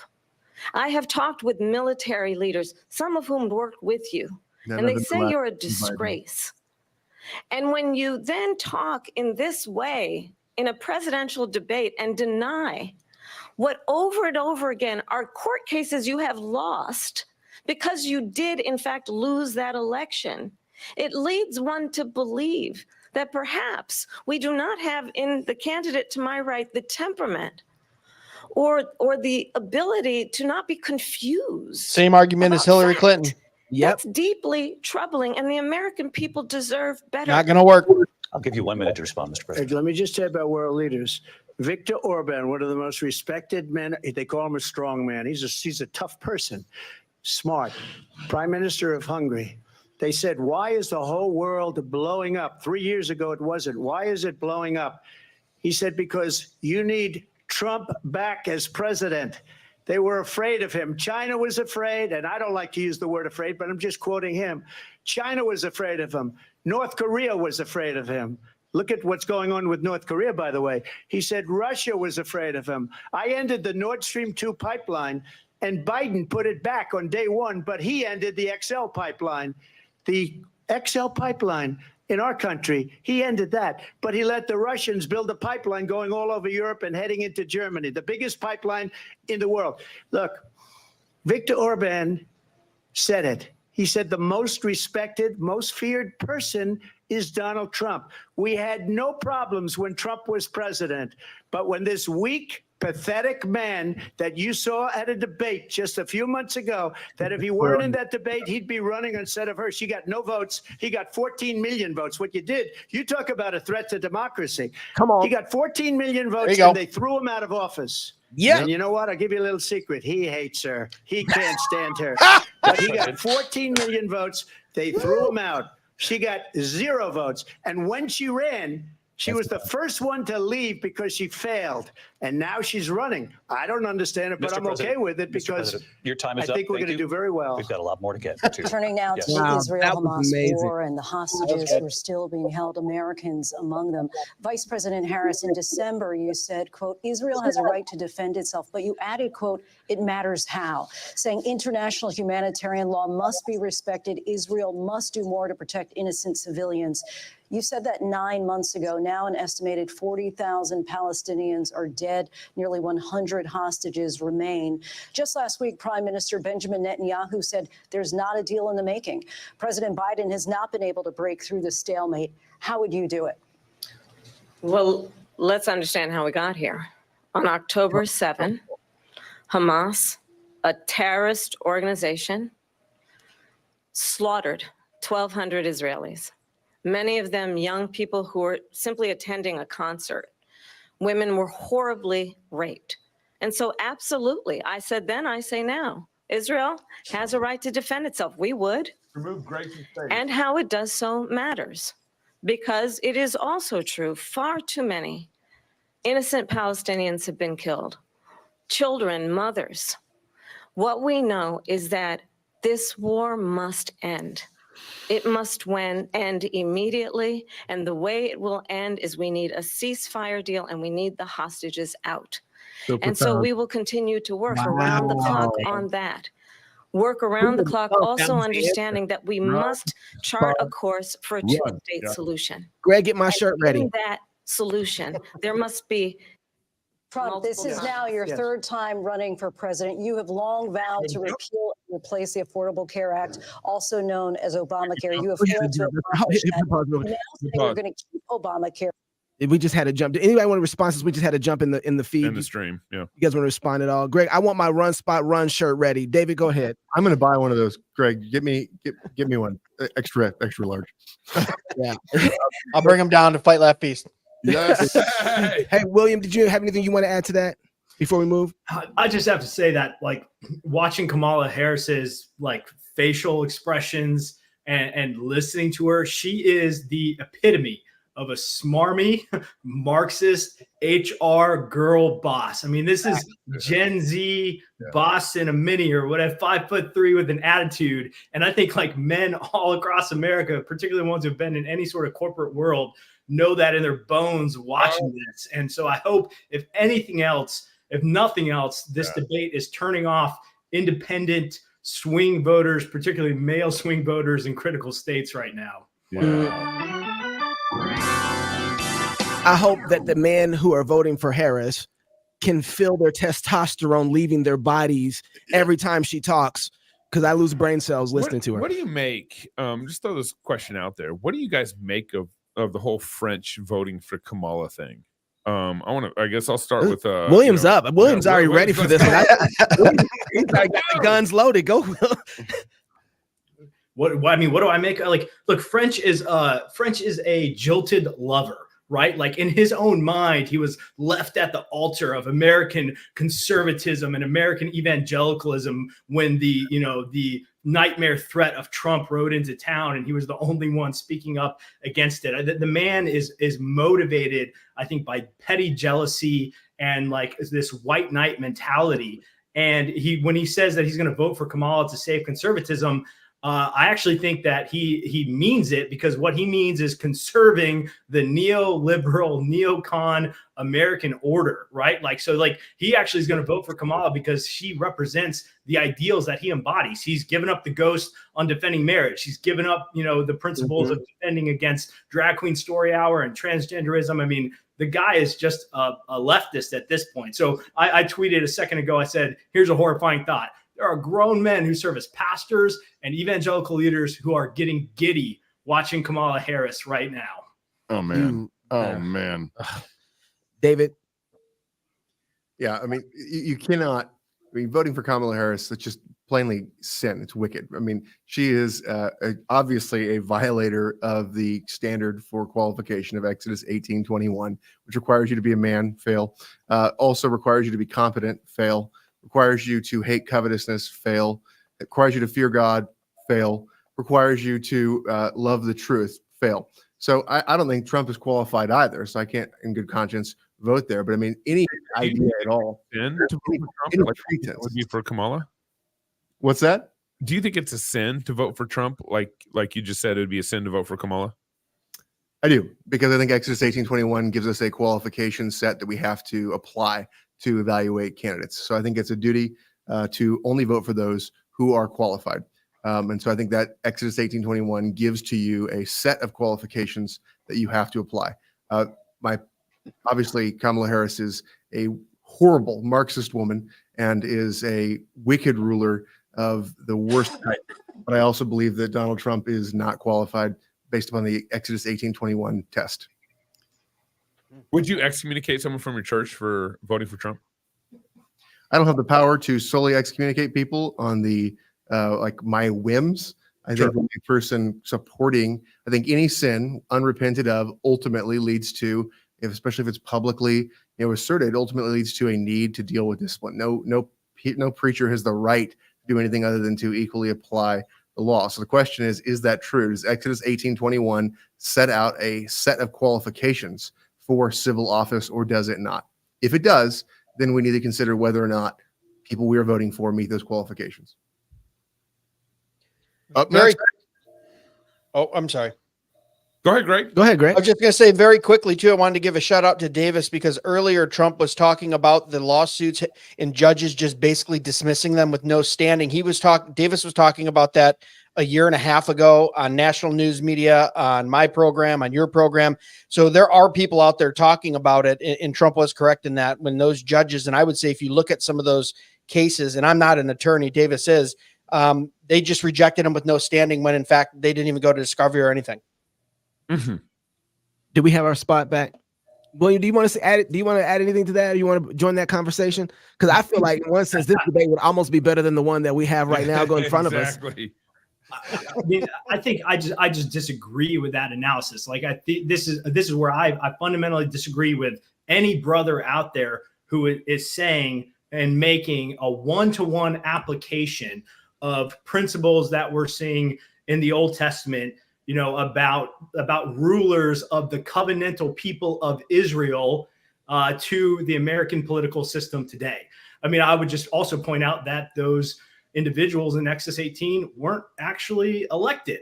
That was advice that Jethro was giving to Moses for appointments that Moses, along with counsel of others, would be unilaterally making. So I don't subscribe to that theology in terms of undergirding a principle for voting as Christians in America in 2024. I think we should just have a whole show where you guys both come back and we talk about can you vote for Trump or not? That is where I want to. Can I just get you guys willing to come back and we can have that conversation? I love to have that conversation. I'd happily do it. Okay, there we go. I'm watching that. Next week, we're gonna have our spot run shirts on for that debate. All right. Let's keep playing. Chart a course for a two-state solution. And in that solution, there must be security for the Israeli people and Israel, and in equal measure for the Palestinians.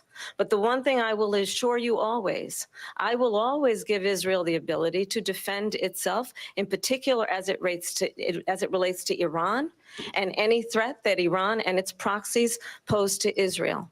But we must have a two-state solution where we can rebuild Gaza, where the Palestinians have security, self-determination, and the dignity they so rightly deserve. President Trump, how would you negotiate with Netanyahu and also Hamas in order to get the hostages out and prevent the killing of more innocent civilians in Gaza? If I were president, it would have never started. If I were president, Russia would have never, ever, I know Putin very well, he would have never, and there was no threat of it either, by the way, for 4 years, have gone into Ukraine and killed millions of people when you add it up, far worse than people understand what's going on over there. But when she mentions about Israel, all of a sudden, she hates Israel. She wouldn't even meet with Netanyahu when he went to Congress to make a very important speech. She refused to be there because she was at a sorority party of hers. She wanted to go to the sorority party. She hates Israel. If she's president, I believe that Israel will not exist within 2 years from now. And I've been pretty good at predictions, and I hope I'm wrong about that one. Wow. She hates Israel. At the same time, in her own way, she hates the Arab population because the whole place is going to get blown up. Arabs, Jewish people, Israel will be gone. It would have never happened. Iran was broke under Donald Trump. Now Iran has $300 billion because they took off all the sanctions that I had. Iran had no money for Hamas or Hezbollah or any of the 28 different spheres of terror. And they are spheres of terror, horrible terror. They had no money. It was a big story, and you know it. You covered it very well, actually. They had no money for terror. They were broke. Now they're a rich nation, and now what they're doing is they're spreading that money around. Look at what's happening with the Houthis and Yemen. Look at what's going on in the Middle East.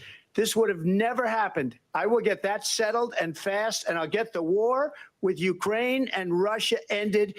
If I'm president-elect, I'll get it done before even becoming president. Vice President Harris, he says you hate Israel.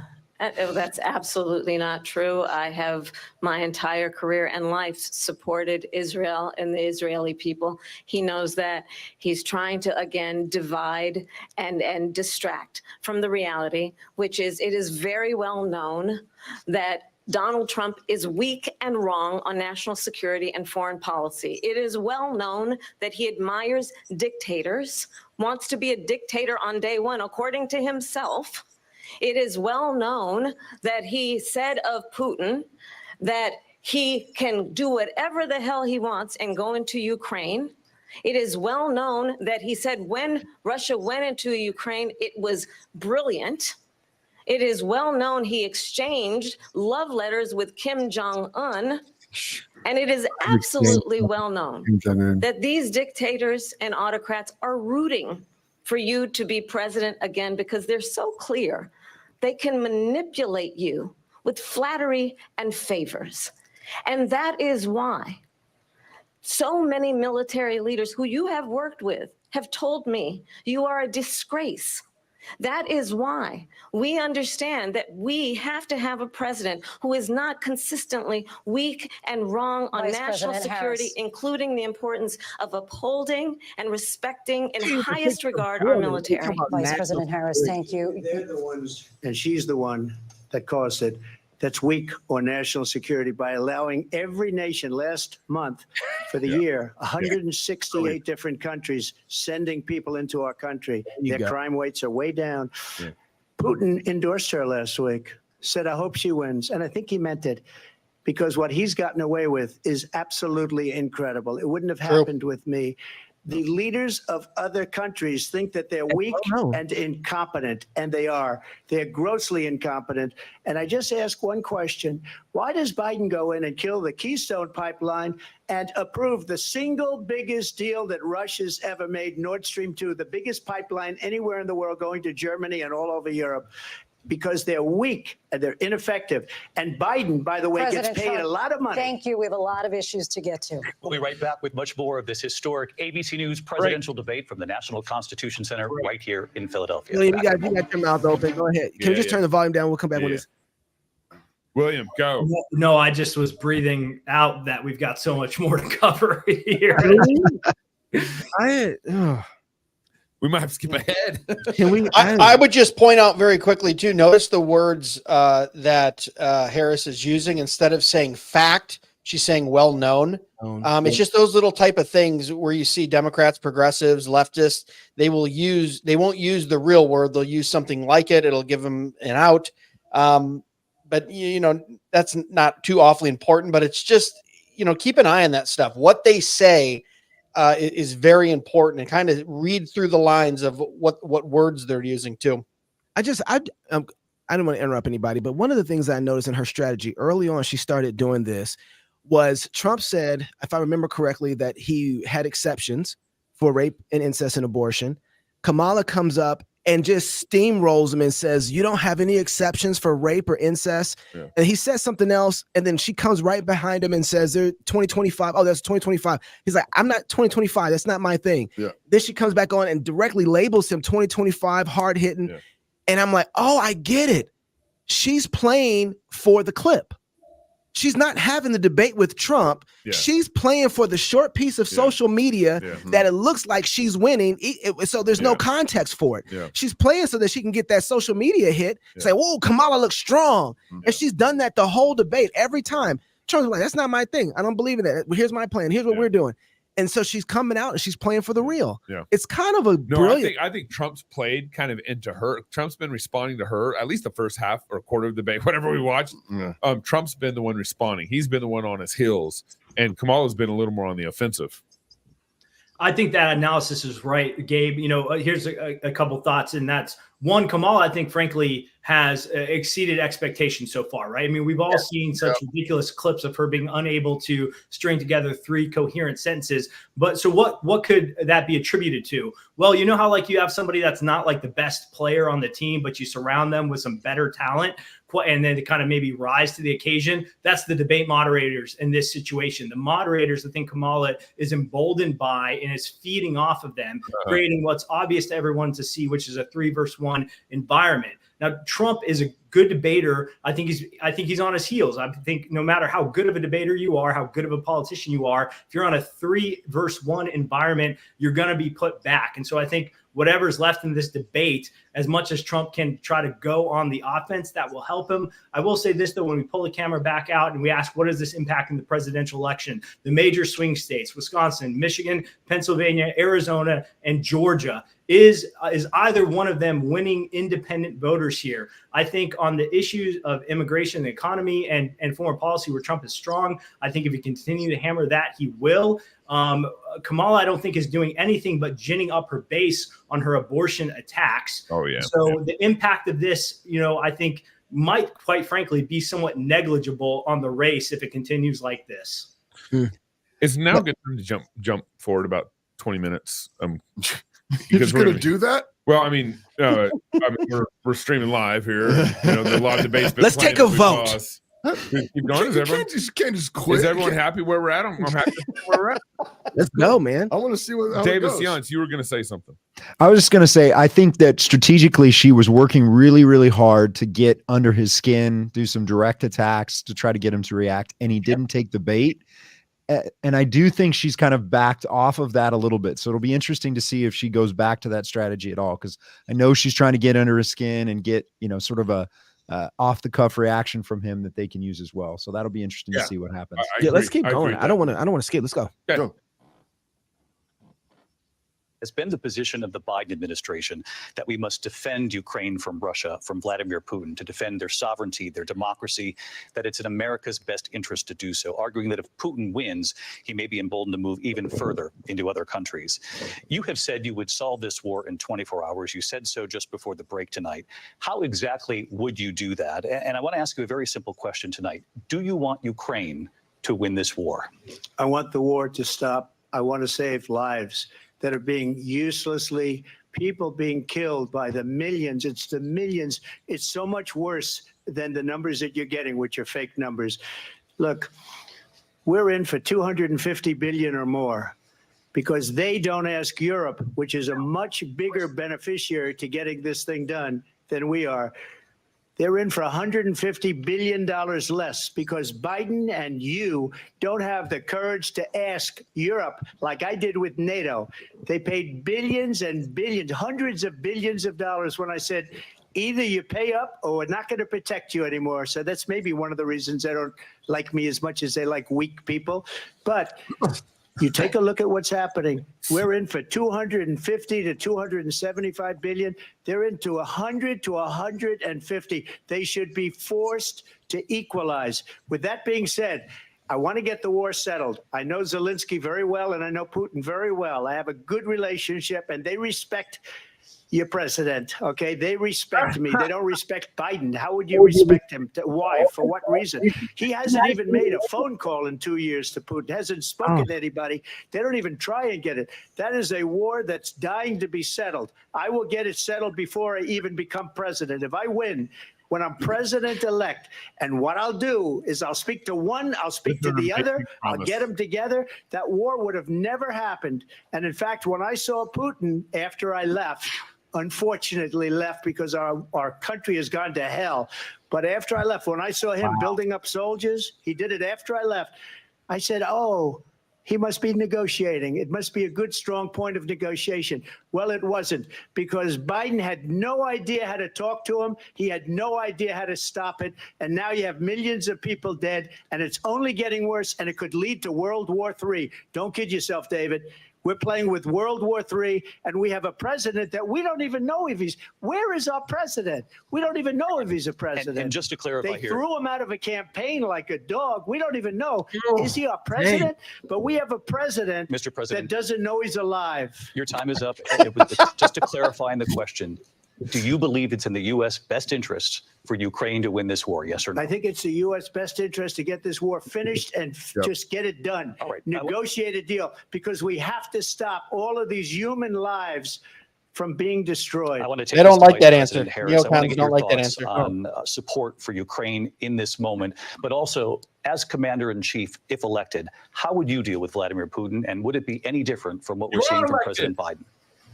Well, first of all, it's important to remind the former president, you're not running against Joe Biden, you're running against me. I believe the reason that Donald Trump says that this war would be over within 24 hours is because he would just give it up.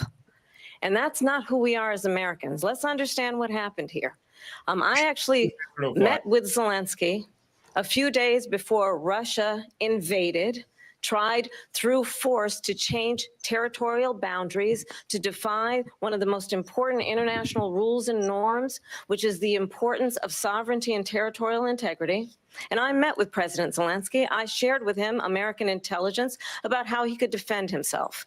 Days later, I went to NATO's eastern flank, to Poland and Romania.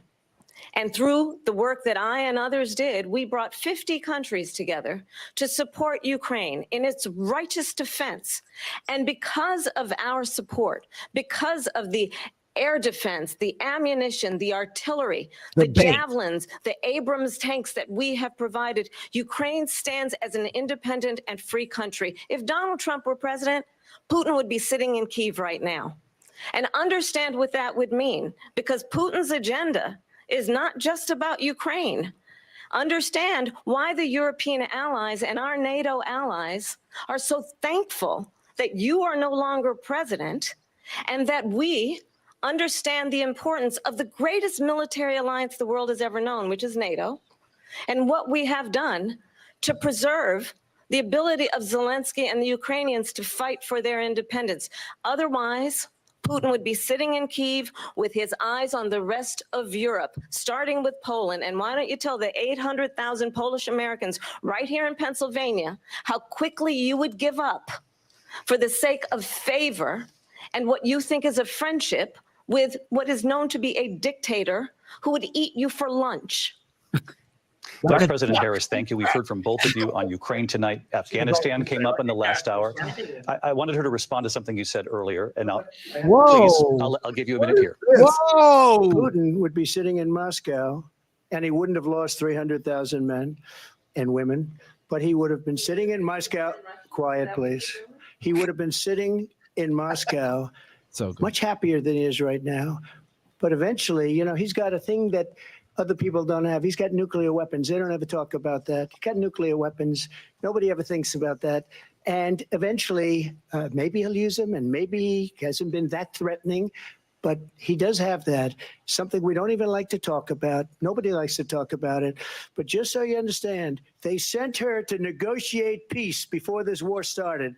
3 days later, he went in and he started the war because everything they said was weak and stupid. They said the wrong things. That war should have never started. She was the emissary. They sent her in to negotiate with Zelensky and Putin, and she did. and the war started 3 days later. And that's the kind of talent we have with her. She's worse than Biden. In my opinion, I think he's the worst president in the history of our country. She goes down as the worst vice president in the history of our country. But let me tell you something. She is a horrible negotiator. They sent her in to negotiate. As soon as they left, Putin did the invasion. President Trump, thank you. You did bring up something. You said she went to negotiate with Vladimir Putin. Vice President Harris, have you ever met Vladimir Putin? Can you clarify tonight? Yet again, I said it at the beginning of this debate, you're going to hear a bunch of lies coming from this fellow. And that is another one. When I went to meet with President Zelensky, I've now met with him over 5 times.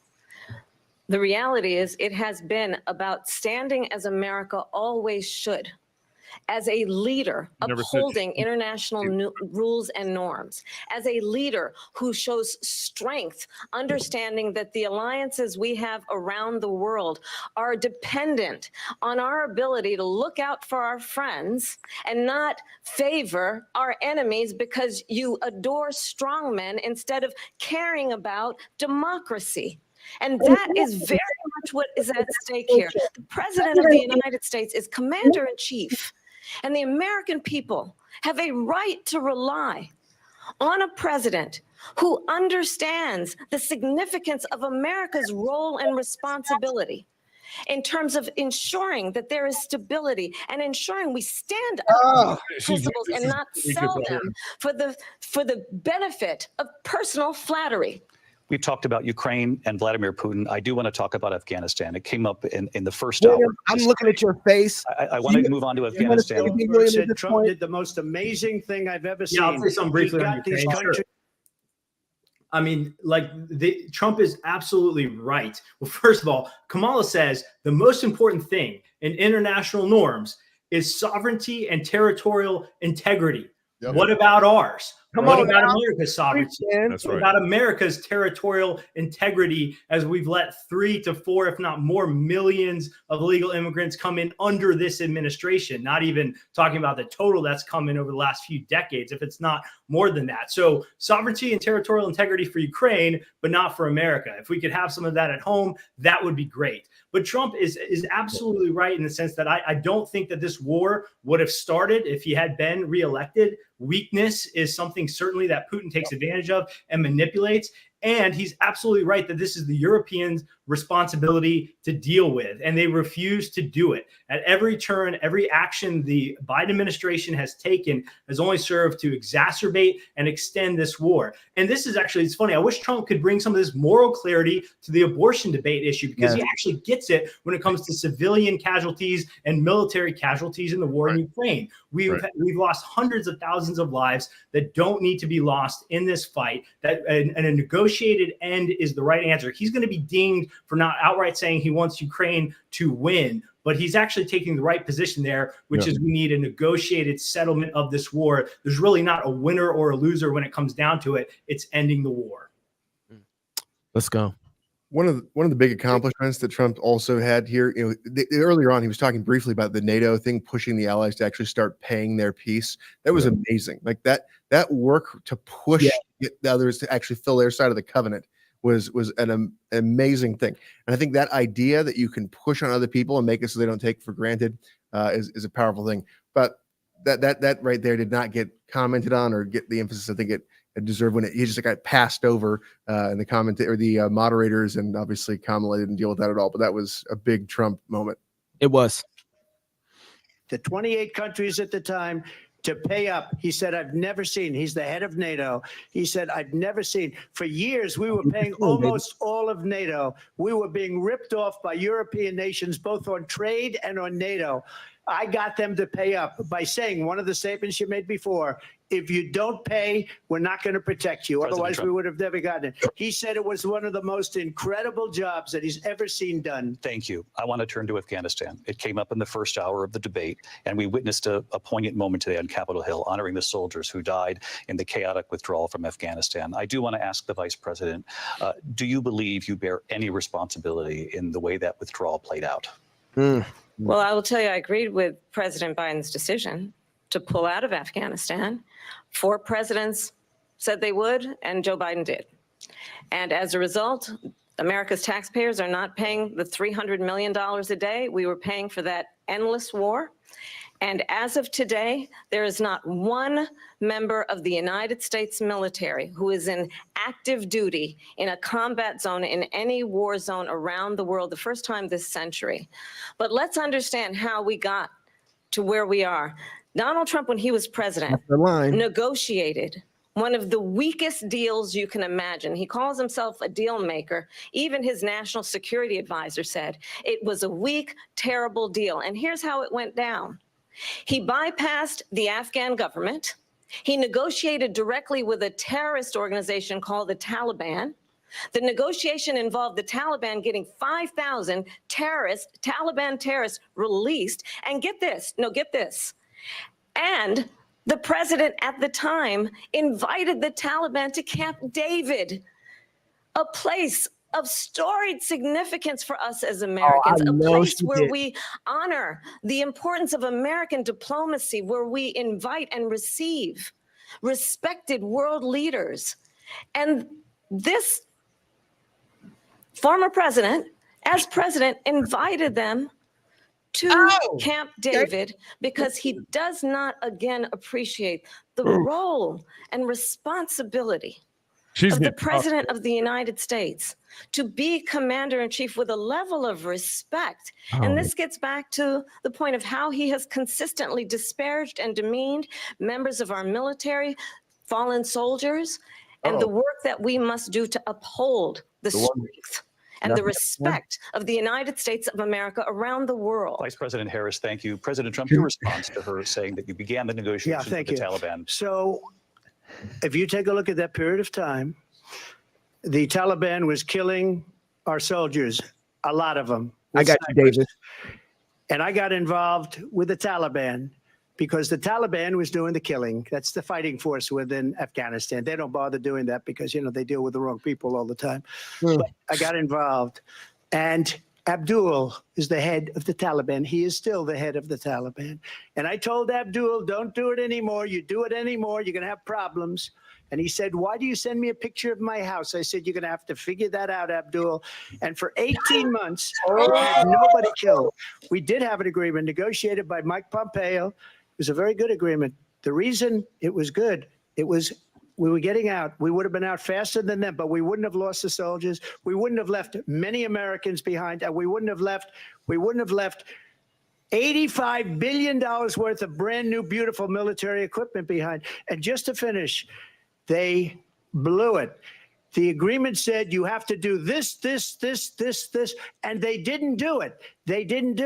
The agreement was terminated by us because they didn't do what they were supposed to do. I want to move on. And these people did the worst withdrawal, and in my opinion, the most embarrassing moment in the history of our country. And by the way, that's why Russia attacked Ukraine, because they saw how incompetent she and her boss are. President Trump, thank you. Davis, I want to move on now to race. I gotta know what you were gonna say, Davis. Go ahead. Oh, there's so much to say here, but I will start with this. When the Afghanistan withdrawal happened, it was an absolute debacle.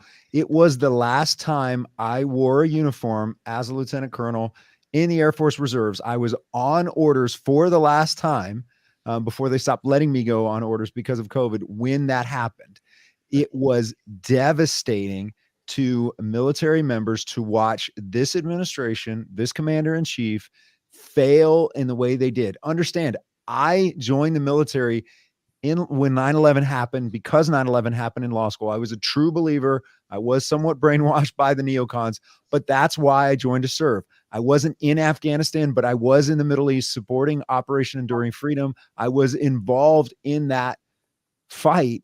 And to see what happened there, it was so bad among everyone. I was at the JAG school on orders, teaching at the Air Force JAG school. Our commandant stopped everything, brought us all together, and the room was silent. No one even knew what to say because we all looked at the 20 years that we had been fighting and doing this in Afghanistan as failure because of the way we pulled out. So there's a lot more I could say on that, but just to say this was I mean, you could go for a lot of reasons, but this was an absolute abject failure. It was absolute weakness. It is true when Trump says there were not casualties caused by the Taliban for 18 months in Afghanistan while he was president. That is true because he threatened them with force if they didn't stop killing our people. And to say there's no one in harm's way and no one in combat situations today in the military, that's what she said. That is a lie. The Houthis, these Iran-backed groups, Hamas, Hezbollah, they are attacking our bases. They're attacking our bases in Syria, Iraq. There are people in harm's way. There are people getting injured. By the grace of God, some people haven't been killed, but there are people in harm's way in Africa and other places. Those things aren't true. So I just, I wish the moderators wouldn't just move on from this. I wish they would focus on this. But I can say, as someone who served under President Trump, who served under Biden, the actual military leaders that aren't political have absolute respect for what Trump was trying to do in Afghanistan, the results that he did get, and see it as an absolute disgrace and wonder why we sacrificed everything we did for so long because of the way we pulled out of Afghanistan. It is a pretty amazing line when he says, to the leader of the Taliban, a picture of your house. He says, "Why are you showing me a picture of my house?" And Trump says, maybe you'll figure it out." I mean, he's kind of a Godfather move. Yeah. I'm watching you. Yeah. Wolf, anything you want to add to that? Yeah, great points. I was working at the State Department and the Department of Defense when we were negotiating the settlement, right? So it's like, how do we get out of Afghanistan without letting the Taliban completely take over, and strengthening the Afghan government, the Afghan security forces? And what Kamala is failing to note is that it was a conditions-based withdrawal. One of those conditions were that our American service members were not being targeted and killed by the Afghanistans. This is a point that we pushed regularly. Mike Pompeo, our special representative, Khalilzad as well. And what happened, and on the point of Camp David, whether it was wise to bring the Taliban to Camp David or not, the Taliban absolutely had to be at the negotiating table. After 20 years, the Taliban still had a significant presence of the control, the hearts and minds of many of the Afghanistan people. So when you're negotiating a conditions-based withdrawal of the United States military presence from Afghanistan, you had to have the United States, the Taliban, and the Afghanistan government at the table. You had to do that. But what the Biden administration did was they came in and they just let all the conditions go and then pulled out, left the equipment, left interpreters, left tons of people in harm's way. And so, how the agreement would have stood the test of time under a different administration is something we don't know. But I do know that what the Biden administration did was they let all the conditions go and just pulled out, and it was an absolute disaster. People forget. And we know a lot of guys who are veterans who got back into planes, got their gear, and went to go get people who were citizens of America and who were also interpreters and their families who had given up so much to help us out there and find them places to escape from. People forget that was what happened. I remember our friend Chad Rubishow was raising money and chartering private, like big, jets. They're cargo jets to go out there and rescue a bunch of American refugees. The other thing I wanted to bring up here was, okay, so let's say Trump brought that he did to Camp David. Well, President Xi came and visited Newsom in California. Right. That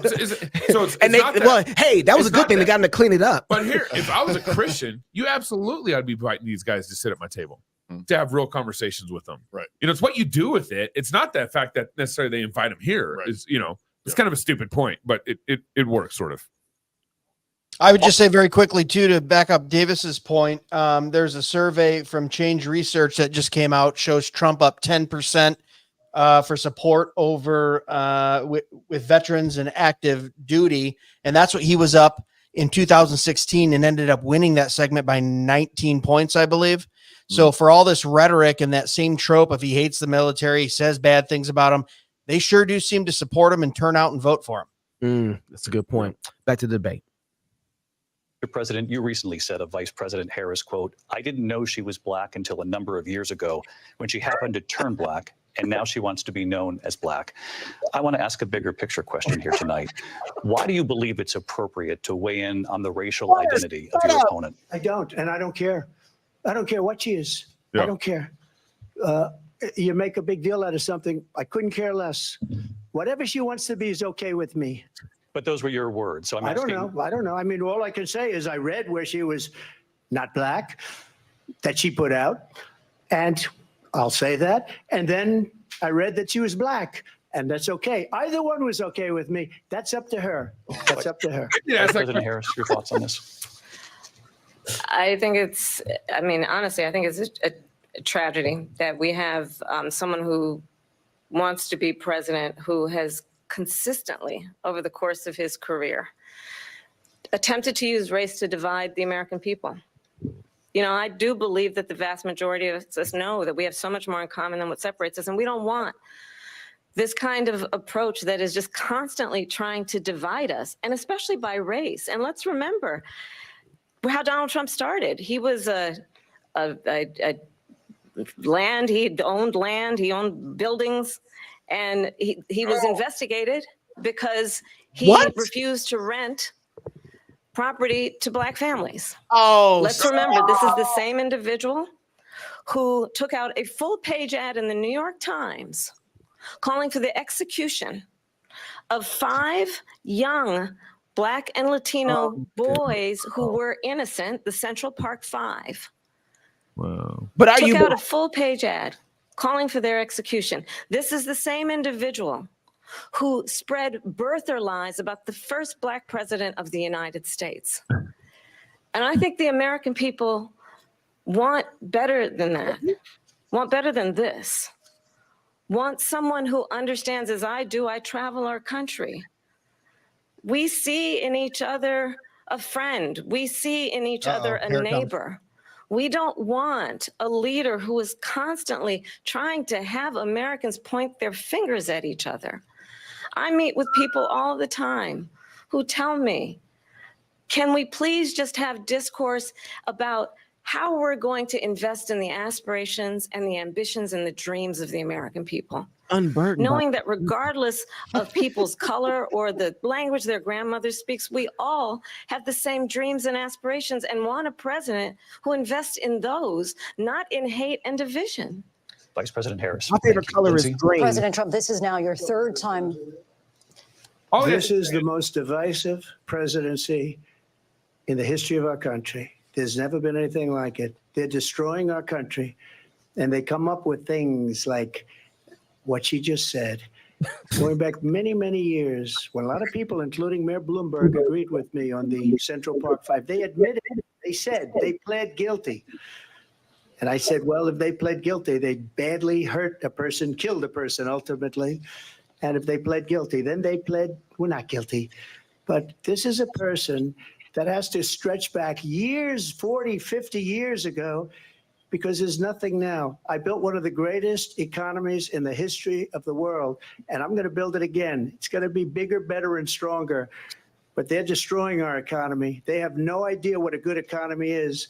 Their oil policies, every single policy. And remember this, she is Biden. You know, she's trying to get away from Biden. I don't know the gentleman, she says. She is Biden. The worst inflation we've ever had, a horrible economy because inflation has made it so bad, and she can't get away with that. Thank you. Your time is up. I want to respond to that, though. I want to just respond briefly. Clearly, I am not Joe Biden, and I am certainly not Donald Trump. And what I do offer is a new generation of leadership for our country. One who believes in what is possible, one who brings a sense of optimism about what we can do instead of always disparaging the American people. I believe in what we can do to strengthen our small businesses, which is why I have a plan. Let's talk about our plans and let's compare the plans. I have a plan to give startup businesses $50,000 tax deduction to pursue their ambitions, their innovation, their ideas, their hard work. I have a plan, $6,000 for young families for the first year of your child's life to help you in that most critical stage of your child's development. I have a plan that is about allowing people to be able to pursue what has been fleeting in terms of the American dream by Because of offering you. help with down payment of $25,000 down payment assistance for first-time home buyers.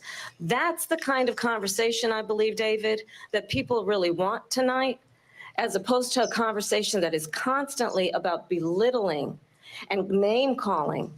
Let's turn the page Vice President and move Harris, forward. thank you. Let's turn to policy. President Let's Trump, turn back we to have policy. to move on. President Trump. Let's turn to policy, She has please. a plan to defund the police. She has a plan to confiscate everybody's gun. President Trump, she we has do a have to plan move to on to not other allow issues. fracking in Pennsylvania or anywhere else. Okay. That's what her plan is until just recently. I just need to President respond. Trump, No, the President former Trump. president has No, said I'm something sorry. twice that I need to respond to. I'm sorry. We're I gonna just need to move respond on, Vice one President time Harris. to what he has President said. Trump, this is Yeah. now your third time running for president. You have long vowed to repeal and replace the Affordable Care Act, also known as Obamacare. You have failed to accomplish that. You now say you're going to keep Obamacare, quote, unless we can do something much better. Correct. Last month, you said, quote, we're working on it. So tonight, 9 years after you first started running, do you have a plan, and can you tell us what it is? Obamacare was lousy health care, always was. It's not very good today. And what I said, that if we come up with something, and we are working on things, we're going to do it and we're going to replace it. But remember this, I inherited Obamacare because Democrats wouldn't change it. They wouldn't vote for it. They were unanimous. They wouldn't vote to change it. If they would have done that, we would have had a much better plan than Obamacare. But the Democrats came up. They wouldn't vote for it. I had a choice to make when I was president. Do I save it and make it as good as it can be, never going to be great, or do I let it rot? And I felt I had an obligation, even though politically it would have been good to just let it rot and let it go away. I decided, and I told my people, the top people, and they're very good people. I have a lot of good people in that administration.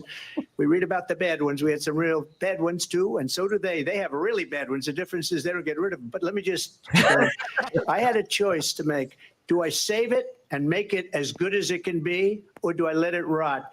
And I saved it. I did the right thing. But it's still never going to be great, and it's too expensive for people. And what we will do is we're looking at different plans. If we can come up with a plan that's going to cost our people, our population, less money and be better health care than Obamacare, then I would absolutely do it. But until then, I'd run it as good as it can be run. So just a yes or no, you still do not have a plan? I have concepts of a plan. I'm not president right now. But if we come up with something, I would only change it if we come up with something that's better and less expensive. And there are concepts and options we have to do that. And you'll be hearing about it in the not too distant future. Vice President Harris, in 2017, you supported Bernie Sanders' proposal to do away with private insurance and create a government-run healthcare system. 2 years later, you proposed a plan that included a private insurance option. What is your plan today? Well, first of all, I absolutely support, and over the last 4 years as vice president, private healthcare options. But what we need to do is maintain and grow the Affordable Care Act. But I'll get to that, Lindsay. I just need to respond to a previous point that the former president has made. I've made very clear my position on fracking. And then this business about taking everyone's guns away. Tim Walz and I are both gun owners. We're not taking anybody's guns away. So stop with the continuous lying about this stuff. As it relates to the Affordable Care Act, understand, just look at the history to know where people stand. When Donald Trump was president, 60 times he tried to get rid of the Affordable Care Act. 60 times. I was a senator at the time when I will never forget the early morning hours when it was up for a vote in the United States Senate. And the late, great John McCain, who you have disparaged here we go. as being, you don't like him, you said at the time, because he got caught. He was an American hero. The late, great John McCain, I will never forget that night, walked onto the Senate floor and said, no, you don't. No, you don't. No, you don't get rid of the Affordable Care Act. You have no plan. And what the Affordable Care Act has done is eliminate the ability of insurance companies to deny people with pre-existing conditions. I don't have to tell the people watching tonight, you remember what that was like? Remember when an insurance company could deny if a child had asthma, if someone was a breast cancer survivor, if a grandparent had diabetes? And thankfully, as I've been vice president, and we over the last 4 years have strengthened the Affordable Care Act, we have allowed for the first time Medicare to negotiate drug prices on behalf of you, the American people. Donald Trump said he was going to allow Medicare to negotiate drug prices. He never did. We did. And now we have capped the cost of insulin at $35 a month. Since I've been vice president, we have capped the cost of prescription medication for seniors at $2,000 a year. And when I am president, we will do that for all people, understanding that the value I bring to this is that access to health care should be a right and not just a privilege of those who can afford it. And the plan has to be to strengthen the Affordable Care Act, not get rid of it, pass his prologue in terms of where Donald Trump stands on that. I want to move to an issue that's important. Pause it. I mean, notice there all of her things like the $50,000, the down payment help, the child tax credit, government health care, all of it is only going to make our economy worse. That's right. It's only going to make everything more expensive. Right. It only like the price caps. It's not like the prices go away. Yeah. It has to come somewhere, and so someone else ends up paying for it. All of these things, even the law requiring health insurance companies to take pre-existing conditions. You're not allowing that to work its way out in a free market economy. And I understand that can be a real hardship in some situations, which is why churches and private businesses and families need to be the primary ones helping families in those positions. But when you do that, you're driving the prices up. Everything she's talking about is talking about making inflation worse, making prices go higher, all of that. You can't just command things to be cheaper. Yeah, government takes your money. And when they turn it back into the economy, they're driving inflation up. They aren't producing goods and services making anything that counter that spending of the dollars. I got a bunch of closing thoughts actually on all this. Reese, I saw your face. You were your teeth were about to fall out your mouth. Yeah, no, that's accurate. So, I mean, basically, just constantly talking about giving stuff away. Obamacare is just a stealing of our rights. I mean, it shouldn't exist at all. There shouldn't be subsidies on it. I mean, we all know. I mean, we're all old enough to remember healthcare before it was the post office, right? Yeah. I mean, you walk in now, it's just like everybody there can't stand to be there. Like I remember nurses and doctors that cared about you. Like, you know, and so there's this pushing out, like there's a pushing out of people from the socialism light that keeps growing, and it becomes less and less light. The socialism problem that is growing in the medical system, and what's happening is this combination of stuff, right? This idea of government negotiating with private business, the moving more and more towards a single payer type of system. Negotiations when there's only one payer aren't negotiations; they're coercion. You know, and so you just got this constantly growing mechanism of state control. The hospitals were built by Christians. They have been stolen by a constantly expanding government presence there, and so these problems are just ridiculous, and just the constant listing of stuff to give away for free. That's not you. Government's role is not to just give us a bunch of free stuff, and it's not free. It's not free. We're all paying for it, and it's all going to come out though in your taxes. It's going to come out in how much everything costs. Right, and it makes you a slave. All right, you guys want a little bit of deep lore insight from Do it. Let's go. Yeah. So Obama sweeps in 2008, massive. He's got House. He's got the Senate. And this is an interesting point. What do the Democrats do with the power that they've accumulated, even though it might cost them, and it does cost them politically? They use it to secure a massive legislative win for their constituency. Obamacare fuels the rise of the Tea Party. They lose the House, huge wave. So we hit 2010, and now Republicans are in control. Heritage Action at the time had just been launched, and one of their top priorities was getting the House Republicans to commit to overturning Obamacare. They go in, some of the representatives, into a meeting with Boehner and Cantor and McCarthy there in 2010, and they're saying, okay, we're going to get a discharge petition on repealing Obamacare. This is actually maybe before they took over, from getting this twisted a little bit. But the Republican leaders didn't want it. From the very first stages, from behind the scenes, the Republicans actually weren't all that opposed to Obamacare. And so that's just a little bit of insight of how the regime works, the uniparty system works, is that it was twisting arms from conservative groups on the outside to even get Republicans to fight Obamacare was a fight they didn't want for a decade. And then, of course, McCain destroys it, keeps it alive at the end of it. And so I think Trump is right when he says, like, what's the better option? We're in a total mess right now with the healthcare system in America and sort of what we call comprehensive healthcare reform, getting the government out of it, getting it back into the hands of private markets, free market competition. That's going to be a massive effort. And quite frankly, no matter what Trump wants, I don't know if the constituency exists for that amongst our federal elected representatives. Well, that was encouraging. And don't forget, John McCain was a casting vote. He was the deciding vote on Obamacare. Wow. Neocons. Play. Important for a She lot made of a mistake. At number one, John McCain fought Obamacare for 10 years. But it wasn't only him. It were all of the Democrats that kept it going. And you know what? We can do much better than Obamacare, much less money. But she won't improve private insurance for people, private medical insurance. That's another thing she doesn't want to get. People are paying privately for insurance that have worked hard and made money, and they want to have private. She wants everybody to be on government insurance where you wait 6 months for an operation that you need immediately. President Trump, thank you. We have another issue that we'd like to get to that's important for a number of Americans, in particular younger voters, and that's climate change. President Trump, with regard to the environment, you say that we have to have clean air and clean water. Vice President Harris, you call climate change an existential threat. The question to you both tonight is, what would you do to fight climate change? And Vice President Harris, we'll start with you. 1 minute for you each. I hate this question. Well, the former president had said the climate change is a hoax. And what we know is that it is very real. You ask anyone who lives in a state who has experienced these extreme weather occurrences, who now is either being denied home insurance or dying from the weather. Oh, wait, that's the Haitians. Anybody who has been the victim of what that means in terms of losing their home, having nowhere to go. We know that we can actually deal with this issue. The young people of America care deeply about this issue.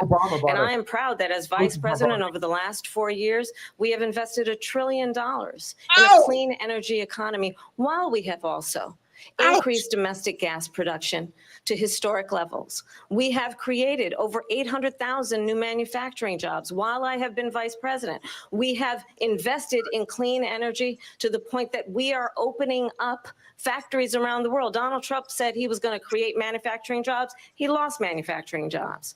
And I'm also proud to have the endorsement of the United Auto Workers and Sean Fain, who also know that part of building a clean energy economy includes investing in American-made products, American automobiles. It includes growing what we can do around American manufacturing and opening up auto plants, not closing them like happened under Donald Trump. Vice President Harris, thank you. That didn't happen under Donald Trump. Let me just tell you, they lost 10,000 manufacturing jobs this last month.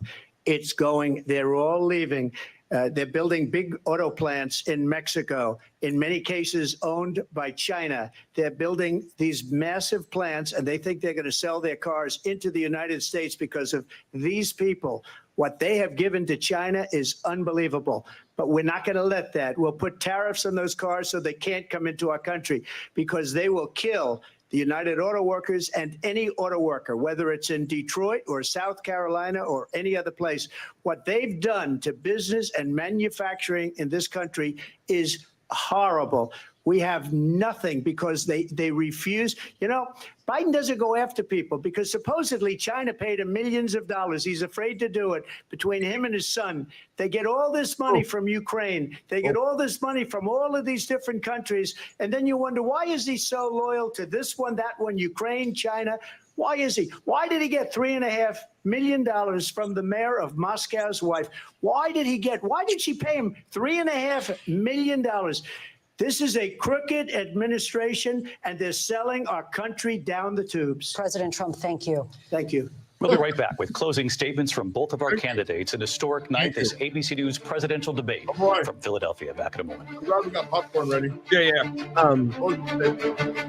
They're 10 minutes each. Is closing statement 10 minutes each? I hope not. Jacob, do you know how long closing statement was? 2 minutes each. 2 minutes each. Guys, from the panel, 2 minutes.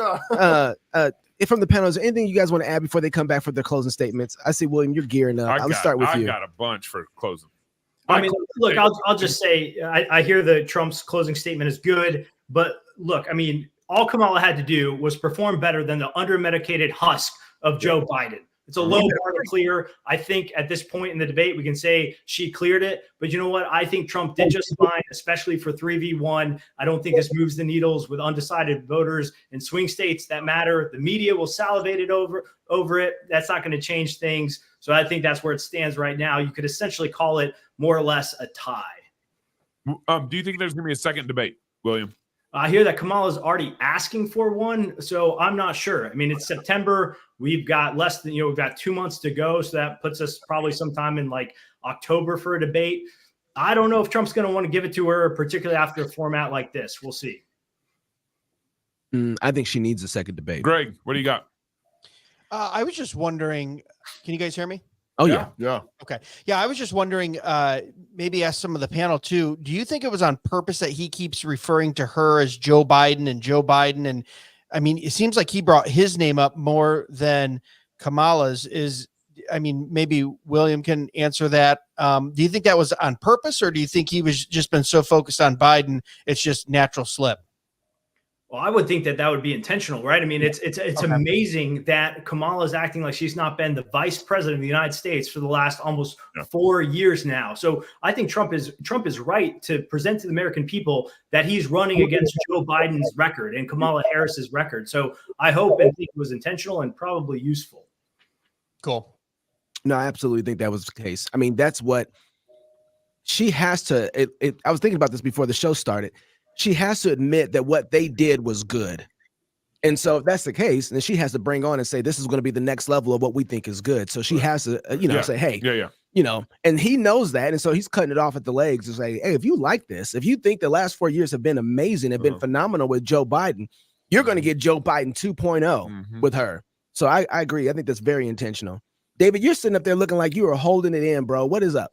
Like climate change, this ridiculous stuff about climate change. I mean, the idea, first of all, if the world heated up some, that would be great. We would have so much more increased arable land.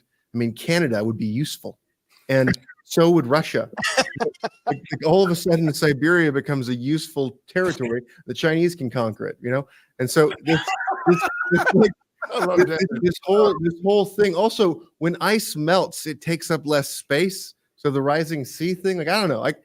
Also, if this is a real thing, just pour like iron pellets in the ocean and grow algae. This is easy. Like why is this a thing? Why are we pretending like we should establish like some socialist regime to govern the world so that we can make sure that our cars are less efficient? I don't understand how this is still a thing. So the earth worship is something that I just can't handle.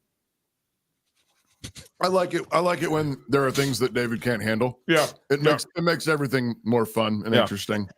You handle it. Here we are. We're back, guys. I want to hear their closing statements. Here we go. Here we go. The time has come for closing statements, and Vice President Harris, we begin with you.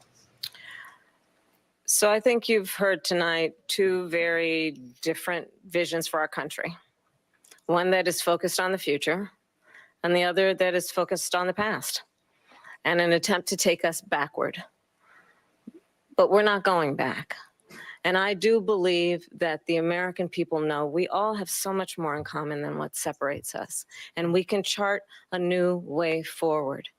And a vision of that includes having a plan, understanding the aspirations, the dreams, the hopes, the ambition of the American people, which is why I intend to create an opportunity economy, investing in small businesses, in new families, in what we can do around protecting seniors, what we can do that is about giving hardworking folks a break and bringing down the cost of living.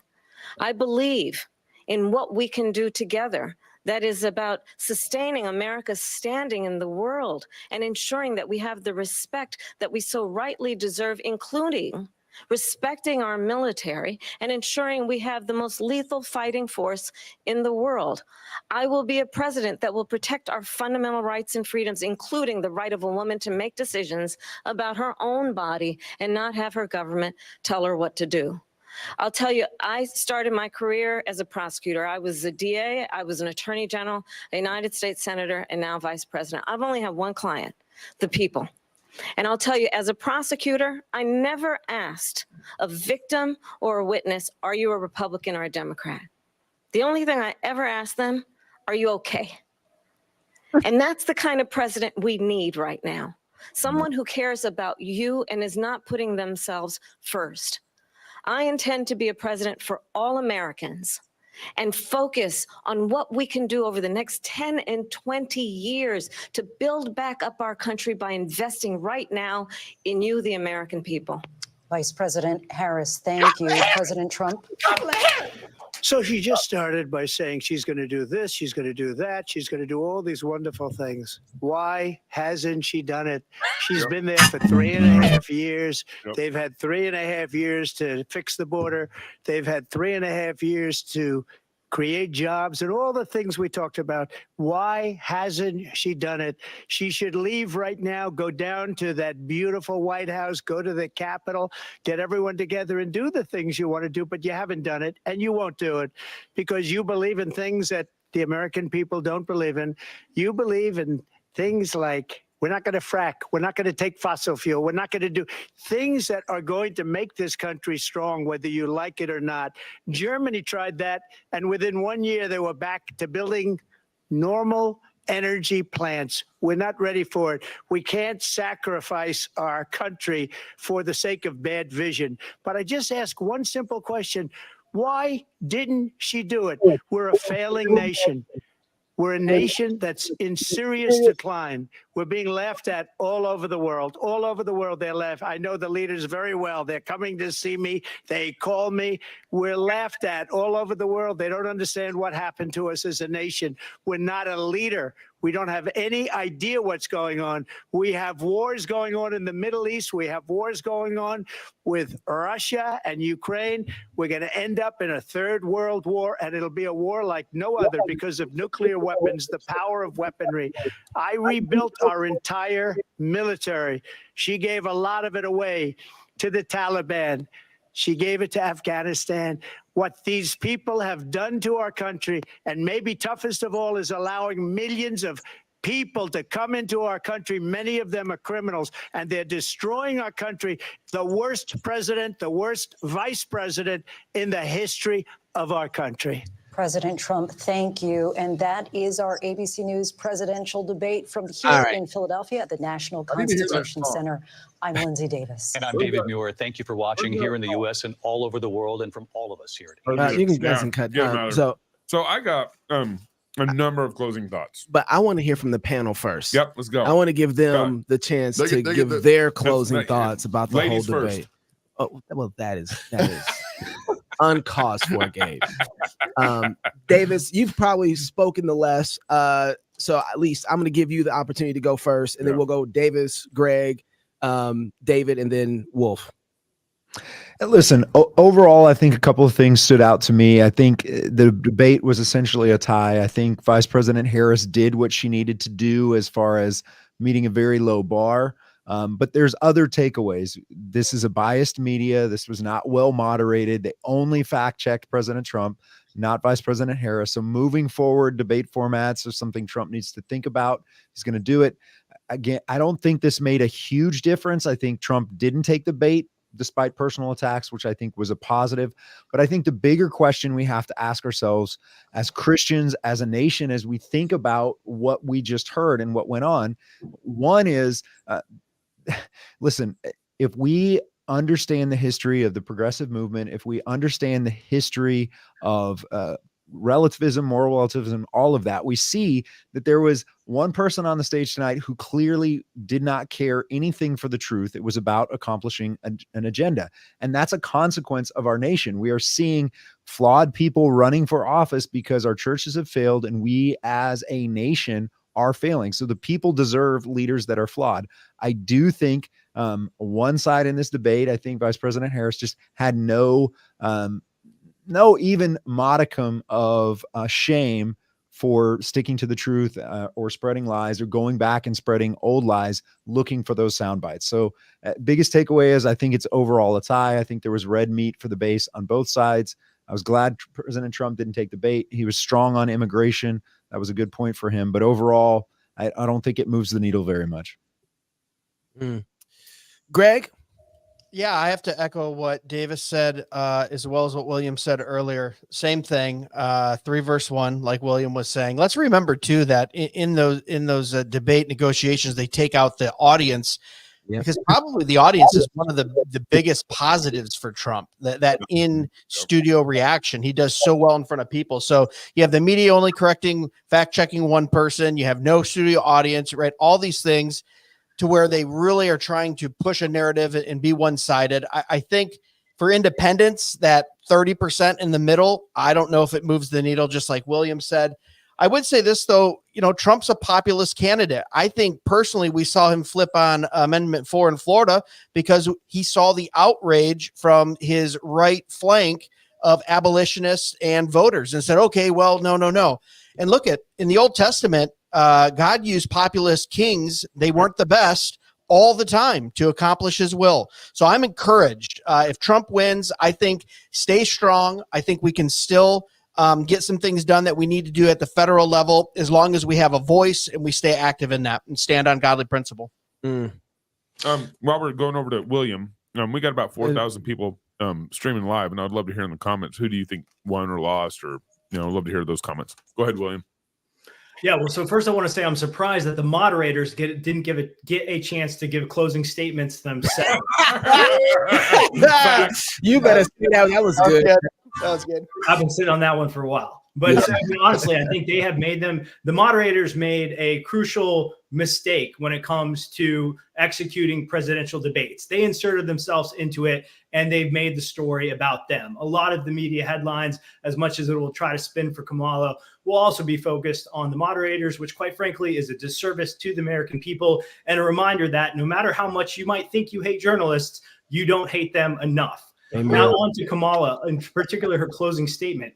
That I want to focus on that phrase, "we're not going back." That is such a loaded phrase. It's truly a revolutionary phrase. It's the idea that we are completely unencumbered by anything that has come before us, behind us, and all we're moving through into is perpetual revolution of the myth of inevitable progress, whether that's in humanity or in America.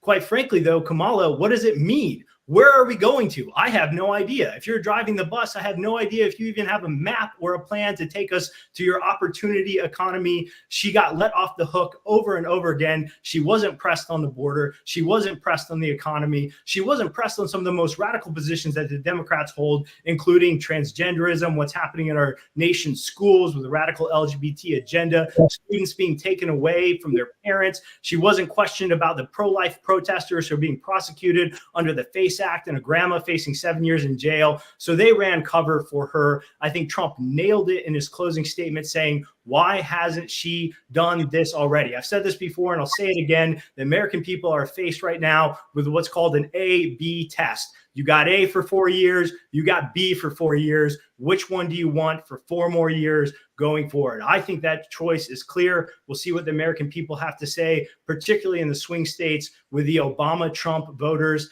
And hopefully we'll see if Trump is able to generate enough support and votes to overcome the cheating that I'm sure we know will happen. I think at the end of the day, I'll concur with the other panelists that this was probably a tie, but I think that Trump will continue to build momentum as he's building, and we'll see if a second debate happens. That's good. David? Yeah, I think obviously people are becoming more and more aware of the way that the media is biased. It's an obvious thing. It's a trope amongst the right. That being the case, I think seeing this, if you watch the whole of it, it's obvious that it's just this pressure move of 3-on-1. At the same time, I think that most people are not going to see the whole debate. I do think that we are going to see the sound biting be used, the propaganda machine of trying to manipulate a audience that is uninformed, the repetition of things that have easily been debunked. That's the whole mechanism, right? So cheating, propaganda, and trying to import votes, right? That's the mechanism for victory. So apart from that, I think obviously Donald Trump's policies are vastly superior. I think in terms of debate performance, he had a number of great things that sadly the whole thing was stacked against him at the beginning. The focus on abortion, which was his weak point. He doesn't do well on it because he's not standing on a firm line, but also the difficulty of having a woman moderator and a woman candidate pushing on him. He's uncomfortable in that. So some of his best moments are sort of stacked in the middle. And so that's also less likely to be seen by people. So, but I think there are a number of great places, the firing moment, the discussion about NATO, the stuff like that. So those are things I want to point out. I want to encourage the people that are listening to think about the fact that very little was talked about in terms of the Constitution in this, right? Article 2 of the Constitution about the executive power that exists. The job description of the president that comes from the Constitution is something that's very little focused on, and the limits on federal power laid out in Article 1, Section 8 in terms of the powers of Congress are not dealt with very much. And so I would like to encourage people who are listening to check those out. You'll be shocked at the limited state that was established for the federal government.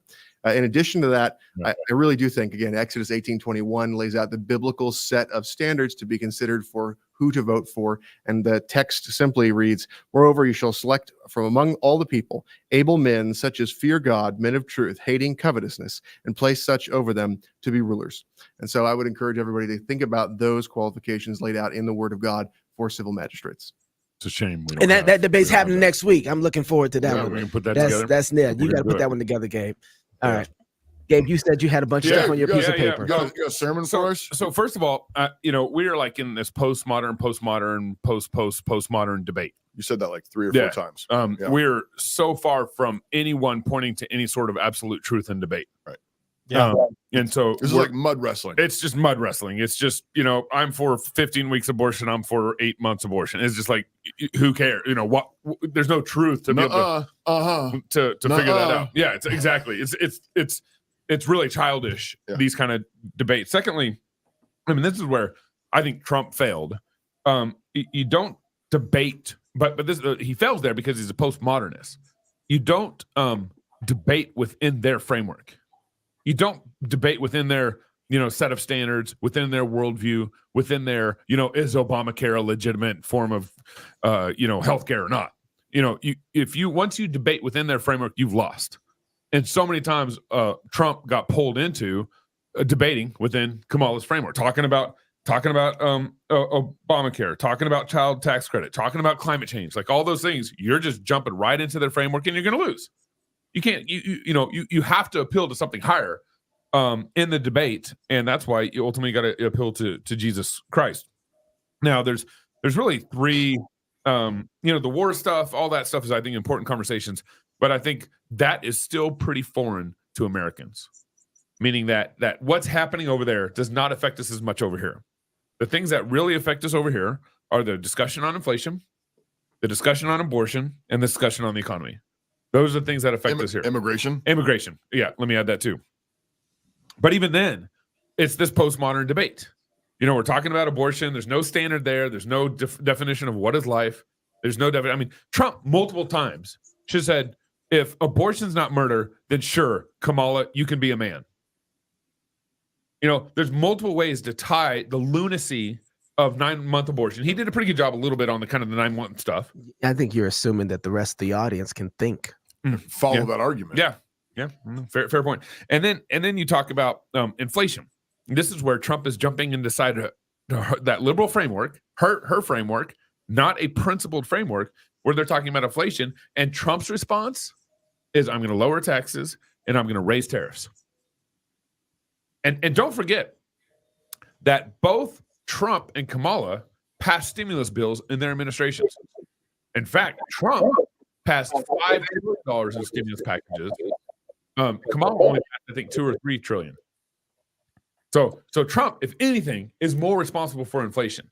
And this is where we got to be honest Christians about the reality of what's going on. You can't let Trump get away thinking that, inflation's not all my fault. Right. It's there. You have a lot to blame about inflation. Now, granted, the Biden administration has made it worse. They've raised regulations, all that stuff. They've absolutely, I think, made it worse. But you can't let them out of that. And then lastly, the economy thing. Again, the same thing's happening here. You're jumping into Kamala's world, where she wants the government to pay and fix everything. And she wants the government to pay, and so Trump or JD Vance and Kamala are having this battle. Oh, we'll do $5,000 in tax credits. Well, the next day, what is the next day? Kamala comes out with $6,000. They're bidding. I beat you. They're bidding for votes. That's right. That's right. Yeah. And all we're a we're cheap doing, vote. And we're a cheap vote. Cheap vote. And all we're doing is we're buying into the idea that our government's the savior, and that we're filling. We don't see the envy creeping into our own little souls with these kind of things. Right. And we don't see the envy and the Ten Commandment breaking of stealing in this thing. Right. We're stealing from our neighbors. Stealing from our neighbors. Yeah. She wants to give my neighbor $25,000 for a down payment to a house. She wants to give my neighbor $6,000 tax credit. She wants to give me, it's like, go down. Right. And apparently, and you guys are going to find out about this on Thursday because we got a pastor coming on the show. They're giving the immigrants and the Haitian immigrants in Springfield, Ohio, he said multiple reports have said that each immigrant has about $20,000 on their card, on their debit cards that they're getting from the government. What? They don't even need the cats. But they want them. They want them. That's right. The point is the government is giving your money to illegal immigrants, and you can't have a problem with that if you don't have a problem with the $25,000 going to your neighbor for down payment. Right. So the problem is like when you watch these debates, you have to constantly pull yourself out of what they're talking about and try to think objectively about this is what it means to be a Christian. Mm-hmm. It's like, I'm not going to let this influence my thinking. I'm going to let God's word influence my thinking. And then that's going to be the standard at which I apply both Trump's arguments and Kamala arguments. I'm going to measure those arguments up to God's word. Right. And this is something very important. And so that you won't be moved by what Trump says, or you won't be moved by what Kamala has. What does God's word say? Right. I'll give my 2 cents, and then you can. I'm very simple. So I don't have a lot to say. Well, that's why you can close this out then. Oh, okay. I'm just going to go really quick. I agree with a lot of that's already been said. I started this all off by saying I thought that this was going to be mostly entertaining, and I also think that if we were to take it too seriously, it would also be really sad. That's right. Because the level of our public discourse has fallen so significantly. That's right. And we put up with this. That's right. Somebody said it earlier. It was Dusty Devers when he was on. That above every abortion clinic should be a sign permitted, here by permission of the church. Yeah. And I think the same thing is going on when you have a debate like this, here by permission of the church. Yeah, that's right. The church has failed to disciple its people. Yeah. We have put up for decades with stupid songs, with stupid sermons, and incompetent pastors. Yeah. Uh-huh. And we have been for sale. We have insisted on it. Yeah. And the prophets say that this is what will happen. People will demand. We do not want to be told the truth. We do not want to be told the hard truth about what God's word says. All of it. The problem of our sin. The problem of our rebellion. We want them to say nice things to us. They want them to tickle our ears. We want it to be popular, cool, respectable, and accepted by the world. We want the praise of man.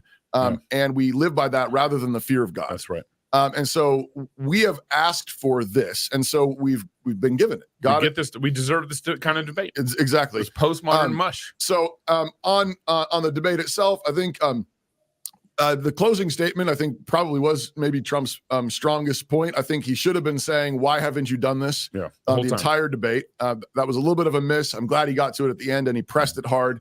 Of course, abortion wasn't a good place for him, other than the fact that I love the fact that he keeps bringing up the full-term abortions, the partial birth abortions, the birth, after the birth executions. That's the strong point there. But as everyone has said, it's also a really his weak point. Immigration, I think, is probably maybe one of his strongest things. It actually is it would actually be his job. So to your point, they're talking about a bunch of stuff. It's not even their job. Yeah. It actually is the executive's job. To protect the border. To protect our borders. That's actually constitutional. And so that's a legitimate biblical exercise of civil magistrate authority. I think he should keep camping out on that. And by God's providence, you have, the cats and the ducks and all the fun that is. Yeah. And then I think one missed opportunity I was going to mention on the abortion thing, which I haven't heard anybody say, but they keep on talking about women's right to protect their own body, except for COVID. Yeah. There's a massive schizophrenia here when it's like, no, but you have to put the mask on. Why? Well, because someone else is involved. Oh, really? Suddenly another person matters. We need to get back to that. Lastly, I'll just say, I agree on, I'm looking forward to the debate that we're going to have with William and David on Exodus 18. But on that, I think at least one argument would be, even though Trump may not meet that standard of Exodus 18, he is going to be surrounded with a number of men who will. If you vote for Kamala, you're going to end up with a number of people. You're not going to end up with anybody in her cabinet, pagans, anybody around her that is any remotely close to Exodus 18 qualifications. They eat cats in private. But Trump will have people in his entourage. And as was pointed out earlier, he is a populist. I do think he responded to people on Proposition 4 in Florida. I think he's sometimes so Christian pro-life pressure works on him. Yeah, and I think there's other times he's unstable and it blows different directions. But I think the fact of the matter is if it can buy us a little bit of time, buy us a little bit more space to plead for God to give us reformation and revival in this land. I think it's worth chucking a vote that way. If only for the other people that will be around him that really are Exodus 18 men. Before I let you sign us off, I'm just going to also put a plug in for we are going to be in Dallas, Texas for the Fight Laugh Feast conference. Fort Worth. I think most of the guys on this stream are going to be there as well. October 31st to November 2nd, Reformation Weekend. The theme is Prodigal America. That's right. Calling America to repentance, calling America home to the Father. If we don't repent, this doesn't get better. That's right. Even if abortion, even if Trump wins, that's not the solution. We need a radical revival, and so we're having our Fight Laugh Feast conference there, October 31st, November 2nd. Go to prodigalamerica.com. Find out more about it. Dusty Devers will be speaking, George Grant, Steve Dace, Pastor Doug Wilson, and we'll be there as well. And Greg Moore is hosting our media row for all the guys out there. Big media row. David Reese should be there. Davis Young should be there. Man, I haven't heard from William Wolf. I hope William's going to be there. William's important. We need fire-breathing Baptists there. There are almost 4,500 people who are listening right now who are live streaming this show. I want to say thank you. I hope this has been valuable to you. We enjoyed spending that time with you. These men that have been on this panel, follow these guys. Follow David Reese. Follow William Wolf. Follow Dead Man Walking. Follow Davis Young. Follow who else? Dusty Devers. Dusty Devers. Yeah. That's right. These men have helped me think and challenge my thought, and I don't always like what they say, and so it makes me think very thoughtful about my beliefs or where I'm taking it. And so follow these men. They're engaged in the fight, and there's a lot of wisdom with them. So very thankful to have these men on the panel. I have so many thoughts, but you're going to have to save and wait for those for another time. What? Yeah. Well, okay. Here. I'll say this. I will say this. I will say this. Just throw popcorn at you. We deserve Kamala Harris. Yeah. What to God he give us Trump? Yeah. What to God he give us Trump? Yeah. Because we deserve Kamala. That would be mercy. That would be mercy, and we don't deserve it. Yeah, right. That's true. I'll save the rest of that for the rest of this week. Okay, all right. So if you're single, get married. If you're married, have you a bunch of kids, and you have kids, go baptize them. Until tomorrow, love God with all your heart, soul, mind, and strength. Love your neighbor as yourself. Go laugh, feast. This is CrossPolitic. Thank you. The American church really is gay. Are you asking me out on a date? Effeminate. The Bible appears more to whisper when it comes to sexual sin. Shallow. I said, I want the African American 7. And full of cowardly leaders. Are we going to keep bickering over secondary issues? America desperately needs to return to the Father. Either we fall on the rock and are broken, or we fall on the ground and are crushed under that rock. To fall on top of the rock and be broken is exactly the condition in which God brings reformation and revival. So which way is it, prodigal America? Are you coming home to the Father? Join us this Reformation Day in Fort Worth, Texas, October 31st through November 2nd at Will Rogers Event Center, just days before our presidential election. And join with the thousands of us for the blessing of gathering together with God's people and celebrating God's goodness with beer and psalms. Hear from speakers such as Dr. James White, Pastor Toby Sumter, Pastor Doug Wilson, Dr. George Grant, Gabe and Knox, Steve Dace, and more. Don't forget our Business Makers Conference, Jumpy Castles, for the kiddos, after parties, single events, the pastor's luncheon, the business leaders luncheon, and many more surprises coming.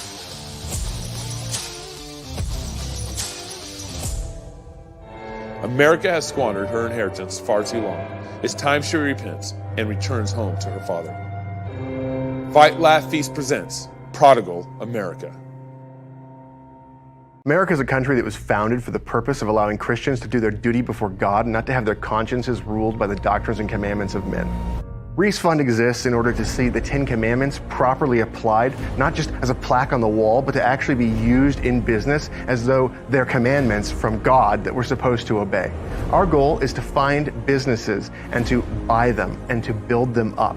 We want to find manufacturing businesses and use them to make sure that we can maintain our capacity to do things here. Reese Fund, Christian capital, boldly deployed. When I grow up, I want to work for a woke company, like super woke. When I grow up, I want to be hired based on what I look like rather than my skills. I want to be judged by my political beliefs. I want to get promoted based on my chromosomes. When I grow up, I want to be offended by my coworkers and walk around the office on eggshells and have my words policed by HR. Words like grandfather, peanut gallery, long time no see, no can do. When I grow up, I want to be obsessed with emotional safety and do workplace sensitivity training all day long. When I grow up, I want to climb the corporate ladder. Just by following the crowd. I want to be a conformist. I want to weaponize my pronouns. What are pronouns? It's time to grow up and get back to work. Introducing the #1 woke-free job board in America, redballoon.work. Wanted. Young men to rebuild Western civilization. Must be unafraid of pain, blisters, intellectual rigor, and a lifetime of long shifts with swords and shovels, digging ditches, repelling invaders, and reading stacks of books taller than their fathers. Must be impervious to manipulative women of all sorts, giggling virgins, cyber skanks, and even full cauldrons of Karens or hand-wringing clergy, but always seeking to hear and heed the words of Lady Wisdom. Immune to the leadership of hypocrites and LARPing online masculinitods, unaffected by abusive authorities, petty professors, and all brokers of official respectability. Willing to hoist the Jolly Roger and Johnny Cash's favorite finger whenever faced with idolatry. Long-suffering joy and determination required. Must be willing to dwell among the tombs and graves of the long dead, seeking truths that cannot die. Exhaustion guaranteed. Conflict guaranteed. Mortality guaranteed. New St. Andrews College. Liberal arts for the undaunted.